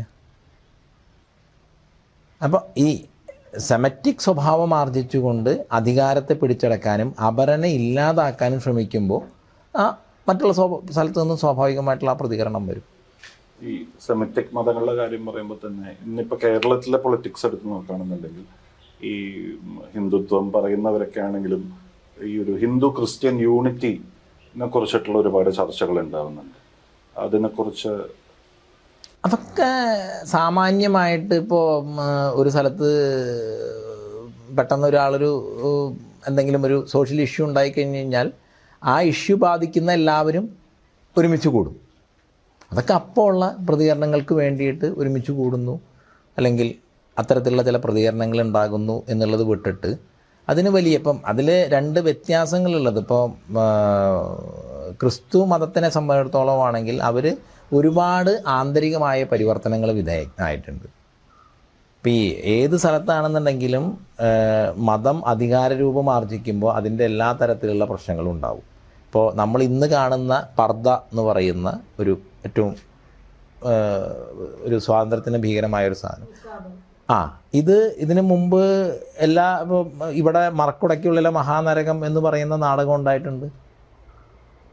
ഇത് അധികാരം കേന്ദ്രീകരിക്കുമ്പോൾ അതിനനുസരിച്ചിട്ടുള്ള ദുർബലരെ അല്ലെങ്കിൽ അതിനെ കീഴ്പ്പെടുത്താനുള്ള ശ്രമങ്ങളൊക്കെ എല്ലാ കാലത്തും ഉണ്ടാവും. അതിനെ ഹിന്ദു ധർമ്മത്തിനെ സംബന്ധിച്ചിടത്തോളം അതിൻ്റെ ഉള്ളിൽ നിന്ന് തന്നെയുള്ള ധാർമ്മിക ആചാര്യന്മാർ ഇത് തെറ്റാണെന്ന് ചൂണ്ടിക്കാണിക്കുകയും അതിനെ പരിവർത്തനം ചെയ്യുകയും ചെയ്യും.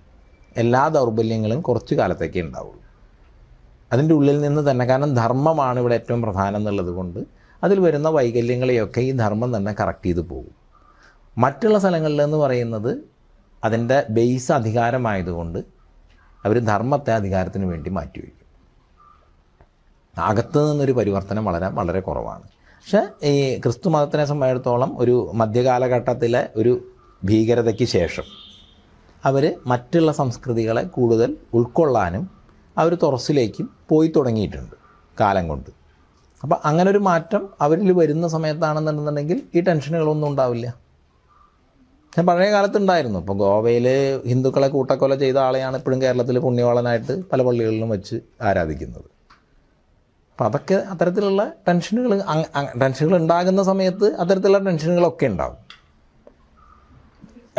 അവർ തുറസിലേക്ക് പോകുമ്പോൾ അത് തുറസായിട്ട് വരും. അപ്പോൾ പിന്നെ പഴയ കാര്യങ്ങൾ നമ്മളധികം ചിന്തിക്കില്ല. അങ്ങ് റിപ്രസെന്റ് ചെയ്യുന്ന അഖാഡ എന്ന് പറയുന്നതിന്റെ ഒരു ധർമ്മം ഒരു ആവശ്യം വന്നാൽ ആയുധമെടുത്ത് ഡിഫെൻഡ് ചെയ്യാന്നുള്ള ഒരു ഇതില് ഇന്ന് അതിന്റെ റെലവൻസ് എങ്ങനെയാണ് സന്യാസി സമൂഹത്തിൽ ജുന അഖാഡയുടെ ഒരു റെലവൻസ് ഇന്നത്തെ സൊസൈറ്റിയിൽ എങ്ങനെയാണ് വരുന്നത്? ഇപ്പം സാമാന്യമായിട്ട് നിങ്ങളുടെ മുമ്പിൽ ഒരു പാവപ്പെട്ട ആളെ 2 പേര് കയർന്നിട്ട് ഭയങ്കരമായിട്ട് തല്ലുന്നത് കണ്ടു. നിങ്ങളുടെ കയ്യിലൊരു വടിയുണ്ട്, നിങ്ങൾ എന്ത് ചെയ്യും? പോലീസിനെ വിളിക്കും. അവിടെ അവനുള്ളിൽ തല്ലിക്കൊല്ലും. പോലീസിനെ എവിടെ നിന്ന് വിളിക്കും? നിങ്ങൾ മാറ്റിയിട്ട് പോലീസിനെ വിളിക്കും. അല്ല, പിടിച്ചു മാറ്റിയിട്ടല്ലേ പോലീസിനെ വിളിക്കുക. അപ്പോൾ പിടിച്ചു മാറ്റുന്നത് എന്തുകൊണ്ടാണ്? അവിടെ പോയി തല്ലുന്നതിനെക്കാട്ടും നല്ലത് പിടിച്ചു മാറ്റും. അല്ല, പിടിച്ചു മാറ്റുന്നത് എന്തുകൊണ്ടാ? അല്ല, പിടിച്ചു മാറ്റുന്നത് എന്തുകൊണ്ടാ? ശക്തി കൊണ്ടാണ്. പിടിച്ചിട്ട് അവർ മാറിയില്ല, നിങ്ങളെ ആക്രമിച്ചാലോ? അതുകൊണ്ടാണ് മലയാളി ഇങ്ങനെ നടക്കുമ്പോഴത്തേക്ക് അതിൽ ഇടപെടാൻ സൈഡിൽ കൂടെ പോകും. അങ്ങനെ സൈഡിൽ കൂടെ പോകുന്ന ആളുകളല്ല സന്യാസിമാര്. ഈ ബംഗ്ലാദേശിൽ ഇപ്പോൾ വളരെയധികം ക്രൂരമായി ചില മരണങ്ങൾ ഈ അടുത്തിടയ്ക്ക് നടന്നു. അതുപോലെ വേറെ എവിടെയെങ്കിലും ഇന്ത്യയിലൊക്കെ നടക്കുകയാണെങ്കിൽ ഇപ്പോഴും നാഗസന്യാസിമാർ അതിൽ ഇടപെടും എന്ന് തോന്നുന്നുണ്ടോ? നമ്മളുടെ മുമ്പിലാണ് നടക്കുന്നത് എന്നുണ്ടെന്നുണ്ടെങ്കിൽ അതായത് പൊതുവിൽ അതിന് ഒരു ധാർമ്മിക സംവിധാനവും ഇതേ നാഗസന്യാസിമാരുടെയും അതുപോലെ തന്നെ രാമകൃഷ്ണ മഠങ്ങളും ബാംഗ്ലാദേശിലുമുണ്ട്, ഇസ്കോണും ബാംഗ്ലാദേശിലുണ്ട്. അവരൊന്നും അതിൽ ഇടപെടുന്നില്ല. അല്ല, അവരിടപെടുന്നില്ല എന്ന് പറഞ്ഞു കഴിഞ്ഞാൽ അവിടെ അതിനുള്ള ശക്തിയില്ല. ഇപ്പം ബംഗാളിൽ ടോട്ടൽ ഹിന്ദു പോപ്പുലേഷൻ വളരെ കുറവാണ്. ആ കുറവിൽ നിന്ന് വളരെ കുറവാണ് സന്യാസിമാർ. ഇപ്പം അഖാഡ ഇടപെടുന്നു പറയുന്നത് ജൂന അഖാഡയിൽ 10 ലക്ഷം സന്യാസിമാരുണ്ട്. എല്ലാ അഖാഡകളും ചേർന്ന് 60 ലക്ഷം സന്യാസിമാരുണ്ട്. ടോട്ടൽ ഇന്ത്യയിലെ ഏതെങ്കിലും ഒരു സൈന്യ സംവിധാനത്തിനേക്കാൾ കൂടുതലാണ് ആ നമ്പർ. അതിനു വേണ്ടിയിട്ടുള്ള സാധനാ ബലമുള്ള സന്യാസിമാരാണ്. അപ്പോൾ കേന്ദ്രീകൃതമായിട്ടൊരു ഇടപെടേണ്ടി വന്നാൽ അത് ഇടപെടാനുള്ള കരുത്ത് ഇപ്പോഴും ആ സംവിധാനത്തിനുണ്ട്. ഒരാവശ്യം വന്ന ഈ 60 ലക്ഷം പേരും ഒരു ആയുധം എടുത്ത് മുന്നോട്ട് വരാൻ തയ്യാറാണെന്നാണ് പറയുന്നത്. അങ്ങനെ ആവശ്യം വന്നാൽ യുദ്ധകാലത്തൊക്കെ ഈ ചൈനീസ് ബോർഡറിലൊക്കെ ഉണ്ടായി. അതൊക്കെ ശരിക്കും ഉള്ളതാണോ? അത് സാധന കൊണ്ട് ഇപ്പം ഞാൻ നിന്നപ്പോൾ ഇതിനകത്തൊന്നും ദൈവികതയോ സിദ്ധിയോ ഒന്നും നിങ്ങൾ കാണണ്ട. ആരാണെങ്കിലും പരിശീലിച്ച് കഴിഞ്ഞ് കഴിഞ്ഞാൽ പ്രാണായാമം കൊണ്ടും മറ്റുള്ള രീതിയിലൊക്കെ പരിശീലിച്ച് കഴിഞ്ഞ് കഴിഞ്ഞാൽ വരുന്ന കാര്യമുള്ളൂ. നമുക്ക് മറ്റുള്ളവരിൽ ദിഗ്ഭ്രമം ഉണ്ടാക്കാം. നിങ്ങൾ ഉണർന്നെണീക്കുന്ന ഒരാൾ ഉറങ്ങുന്ന ഒരവസ്ഥയിലേക്ക് എത്തിക്കാം. ഇങ്ങനെയുള്ള കാര്യങ്ങളൊക്കെ ചെയ്യാം. നേരത്തെ ഞാൻ പറഞ്ഞ ഈ ശ്വാസം കൊണ്ട് തന്നെയും മറ്റുള്ള രീതിയിലുമൊക്കെയുള്ള ശക്തികളുടെ ഉപയോഗം മാത്രമാണ്. പരിശീലിച്ച് കഴിഞ്ഞ് കഴിഞ്ഞാൽ അതിൻ്റെ സാധനാപഥത്തിൽ പരിശീലിച്ച് കഴിഞ്ഞ് കഴിഞ്ഞാൽ ആർക്കാണെങ്കിലും ചെയ്യാവുന്നതേ ഉള്ളൂ. അപ്പോൾ ആ രീതിയിൽ ചൈനീസ് പട്ടാളത്തെയും കാര്യങ്ങളിലെയും ഒക്കെ നേരിട്ട് കൊണ്ട് ഇന്ത്യൻ സൈന്യത്തെ സഹായിക്കുന്ന ഒരു സമീപനം ആ കാലത്തുണ്ടായിട്ടുണ്ട്. അപ്പം അതും പാകിസ്ഥാനുമായിട്ടുള്ള യുദ്ധത്തിൽ ഉണ്ടായിട്ടില്ല. കാരണം അതിനെ തോൽപ്പിക്കാൻ മാത്രം ഇന്ത്യൻ സൈന്യം കരുത്തരാണ്. ഈ ഓർഗനൈസറിൻ്റെ ഒരു ആർട്ടിക്കിളിൽ സ്വാമിജിനി പറഞ്ഞൊരു വാറിയർ സേജ് എന്ന് പറഞ്ഞിട്ടാണ് ഡിസ്ക്രൈബ് ചെയ്തിരുന്നത്. ഈ ഇപ്പോൾ നമ്മളിരിക്കുന്ന ഇതേ മണ്ണിൽ തൃശ്ശൂരിൽ തന്നെ ഒരു കാലത്ത് ഒരു ഫയർ ബ്രാൻഡ് കോമ്രേഡ് ആയിരുന്നു, ഒരു മാർക്സിസ്റ്റ് ലീഡറായിരുന്ന ഒരാൾ. ഈ മഹാമണ്ഡലേശ്വറിലോട്ടുള്ള ആ ഒരു ജേർണി എങ്ങനെയായിരുന്നു? സ്വാമിജി ഒരു അഥീസ്റ്റായിരുന്നോ? എത്തിയിസ്റ്റായിരുന്നു 5ാം ക്ലാസ് തൊട്ട്. ട്രാൻസിഷൻ എങ്ങനെയായിരുന്നു? ഒരു പോയിന്റ് വരുമല്ലോ. അത് പോയിന്റ് ഉണ്ടായിട്ടില്ല.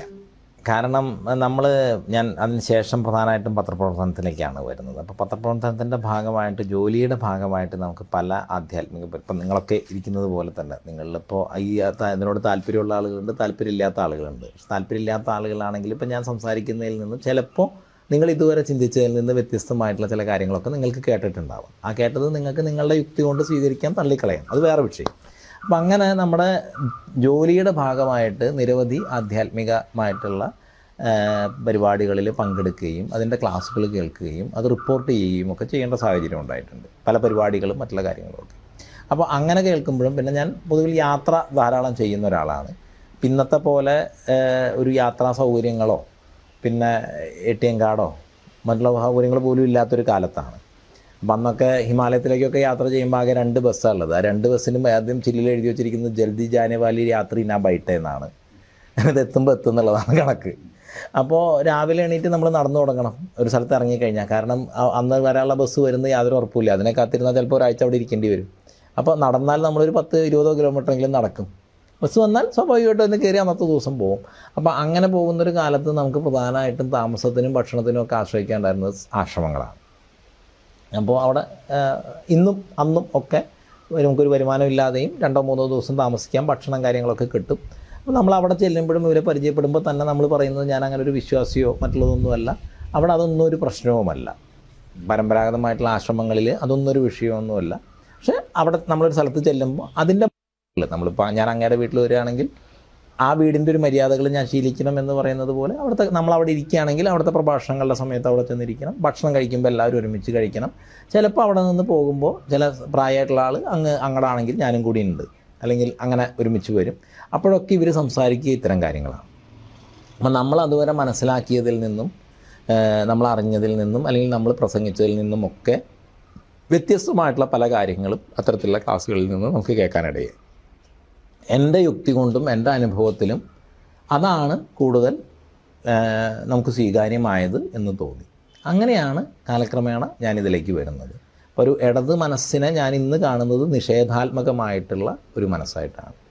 തകർക്കുക, നശിപ്പിക്കുക. അപ്പോൾ ഞാൻ പഠിച്ചിരുന്ന കേരളവർമ്മ കോളേജിൽ ഒരു 70ാം വാർഷികമോ അങ്ങനെ എന്തോ ഉണ്ടായിട്ട് ഈ അടുത്ത 2 കൊല്ലം മുമ്പോ മറ്റോ ഞാൻ പോവുകയുണ്ടായി. അന്ന് 70 വയസ്സുള്ള, അതായത് പഴയ കാലത്ത് ഇവിടെ പഠിച്ചിരുന്ന ആളുകൾ വന്നിട്ട് തെരുവിൽ ചോരച്ചാലൊഴുകട്ടെ എന്നൊക്കെയാണ് മുദ്രാവാക്യം വിളിക്കുന്നത്. 20 വയസ്സിൽ ഇത് വിളിക്കുന്നത് മനസ്സിലാക്കാം. 70 വയസ്സിൽ ഇത് തന്നെ വിളിക്കണം എന്നുണ്ടെന്നുണ്ടെങ്കിൽ എത്രത്തോളം നിഷേധാത്മകമായിരിക്കണം ആ മനസ്സ്.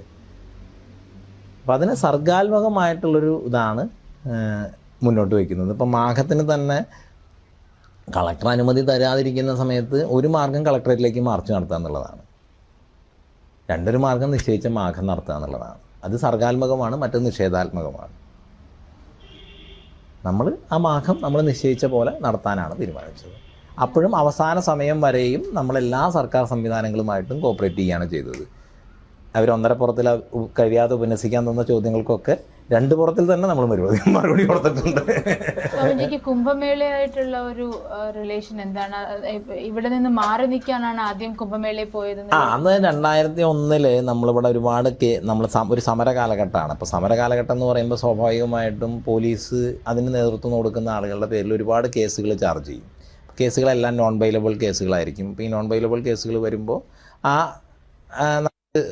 പോലീസിനെ സംബന്ധിച്ചിടത്തോളം 5-6 മാസം നമ്മളെ ജയിലിലേക്ക് ഇടാം. കാരണം ഒരു കേസ് കൊടുത്ത് അതിന് ജാമ്യം കിട്ടി വരുമ്പോൾ അടുത്ത കേസ് കൊടുക്കും. അങ്ങനെയാണ് അതിൻ്റെ പ്രോസസ്സ് പോവുക. അപ്പോൾ നമ്മൾ ഹൈക്കോടതിയിൽ ആൻറ്റിസിപ്പേറ്ററി ബെയിൽ വയ്ക്കുമ്പോൾ പോലീസിൽ നിന്ന് തന്നെ നമുക്ക് അതൊക്കെ അങ്ങോട്ടും ഇങ്ങോട്ടും ഒക്കെ ഒരു പരസ്പര കമ്മ്യൂണിക്കേഷനൊക്കെ ഉണ്ട്. പോലീസിൽ നിന്ന് തന്നെ നമ്മളോട് പറഞ്ഞു കുറച്ചൊന്ന് മാറി നിന്നാൽ ഞങ്ങൾക്ക് വലിയ ബുദ്ധിമുട്ടുണ്ടാവില്ല, അല്ലെങ്കിൽ ഇവരൊക്കെ എവിടെയൊക്കെയാണെന്ന് ഓടിപ്പിടിച്ചിക്കാനും കാര്യങ്ങൾക്കൊക്കെ നിൽക്കണം. അങ്ങനെ നമ്മളെ പ്രധാനപ്പെട്ട ആളുകളൊക്കെ ഒന്ന് മാറി നിൽക്കാൻ, ആ സമര സാഹചര്യത്തിൽ നിന്നൊന്ന് മാറി നിൽക്കാൻ വെച്ചു. എല്ലാവരും അടുത്തുള്ള ബന്ധുക്കളുടെ വീടുകളിലോ മറ്റുള്ളതോ അങ്ങനെയുള്ള രീതിയിലൊക്കെ നോക്കുമ്പോൾ അത് പഴയ കാലത്തെ പോലെ ഒരു ഒളിവിൽ പോലൊന്നും അല്ല. എല്ലാവർക്കും അങ്ങോട്ടും ഇങ്ങോട്ടും ഒക്കെ അറിയാം. മൊബൈൽ ഇല്ലാത്തതുകൊണ്ട് ലൊക്കേഷൻ ട്രേസിംഗ് ഇല്ല എന്നുള്ളത് മാത്രം. എന്നാലും ഒരു മര്യാദ, നേരെ മുമ്പിൽ പോയി നെഞ്ചു വിരിച്ച് നിൽക്കുന്നില്ല എന്നുള്ളൊരു രീതിയിലാണ്. അപ്പോൾ നമ്മൾ പത്രത്തിലൊരു ചെറിയ കോളം വാർത്ത, പ്രയാഗ്രാജ് കുംഭമേള തുടങ്ങുന്നു. അപ്പം എന്താ അതൊന്നും അറിയാമെന്ന് കരുതി അങ്ങോട്ട് പോയി. ആ സമയത്ത് പത്രപ്രവർത്തകനായിരുന്നു? അല്ല, ഞാൻ SFI ഭാരവാഹിയായിരുന്നു. പിന്നീട് അതിനുശേഷം തിരിച്ചു വന്നു? 10 ദിവസം കഴിഞ്ഞപ്പോൾ തിരിച്ചു വന്നു. ഓക്കെ. അതിനുശേഷം പത്രപ്രവർത്തനായി. പിന്നെ ഒരു കഥ കേട്ടത് കുംഭമേള റിപ്പോർട്ട് ചെയ്യാൻ പോയ സമയത്ത് അവിടെ തന്നെ സ്റ്റേ ചെയ്തു, പിന്നെ ദീക്ഷ സ്വീകരിച്ചു എന്നൊക്കെ അല്ല, കുംഭമേള റിപ്പോർട്ട് ചെയ്യാനൊന്നും പോയിട്ടില്ല. അല്ല, ഈ ആദ്യത്തെ തവണ പോയപ്പോൾ അതിന്റെ അനുഭവം ഒന്ന് പറയാമോ? നമ്മളൊരു രാത്രിയാണ് ഞാൻ അവിടെ ചെന്നിറങ്ങുന്നത് പ്രയാഗ്രാജ് കുംഭമേളയിൽ. നമ്മളാകെ കാണുന്നത് മുഴുവൻ ലൈറ്റുകളാണ്, പിന്നെ ഒരുപാട് ശിബിരങ്ങൾ. അപ്പോൾ ആ ശിബിരങ്ങളിൽ ഒരുപാട് പ്രഭാഷണങ്ങൾ നടക്കുന്നുണ്ട്. നമ്മളിവിടെ കാണുന്ന കലാപരിപാടികൾ പോലുള്ള കാര്യങ്ങൾ നടക്കുന്നുണ്ട്. അപ്പോൾ ഈ ശിബിരങ്ങളൊക്കെ നമുക്ക് പരിചയമില്ലാത്തവർക്കും കയറി താമസിക്കാമെന്നൊന്നും അന്നറിയില്ല. അതൊക്കെ അവർക്കായിട്ട് നമുക്ക് യാതൊരു ബന്ധമില്ലല്ലോ. പക്ഷേ എല്ലായിടത്തും വിളിച്ച് ഭക്ഷണം തരുന്നുണ്ട്. അപ്പോൾ ഭക്ഷണം കഴിക്കുന്നു. പിന്നെ നമ്മൾ കാണുന്നത് കുറേ പേര് ഒരു ക്യൂ നിൽക്കുന്നതാണ്. അപ്പോൾ നോക്കുമ്പോൾ ഈ അവിടെ വൈക്കോലിൻ്റെ കെട്ട് പോലെ അവിടുത്തെ പുല്ലിൻ്റെ കെട്ടുണ്ട്. അപ്പോൾ 2 കെട്ട് പുല്ലും ഒരു ചാണകവിരൽ ഇങ്ങനെ നടുക്ക് കൂടെ ഒരു ഓലയിൽ കോർത്തിട്ടിട്ട്, ഓലയല്ല ഒരു ചരടിൽ കോർത്ത് കെട്ടിയിട്ടുണ്ടാവും. അത് 2 കെട്ടും കൂടിയിട്ട് വാങ്ങിച്ചിട്ട് ഓരോരുത്തർ പോവുകയാണ്. അപ്പോൾ ഇതെന്താണെന്ന് നോക്കുമ്പോൾ അവർ ഗംഗയിൽ ആ മണൽപ്പരപ്പിൽ ഒഴിഞ്ഞുള്ള സ്ഥലത്തൊക്കെ ഈ തണുപ്പടിക്കാതിരിക്കാൻ വേണ്ടി പുല്ല് വിരിച്ച് അതിൻ്റെ മീതെ അവരൊരു വിരി വിരിച്ച് ഈ ചാണകവിരലി കൂട്ടിയിട്ട് പുകച്ച്, ചൂടിന് വേണ്ടിയിട്ട് പുകച്ച് അവരവിടെ കിടക്കുകയാണ്. അപ്പോൾ അന്ന് 5 രൂപയാണ് ഈ കെട്ട് പുല്ലിനും ചാണകവിരലിക്കും.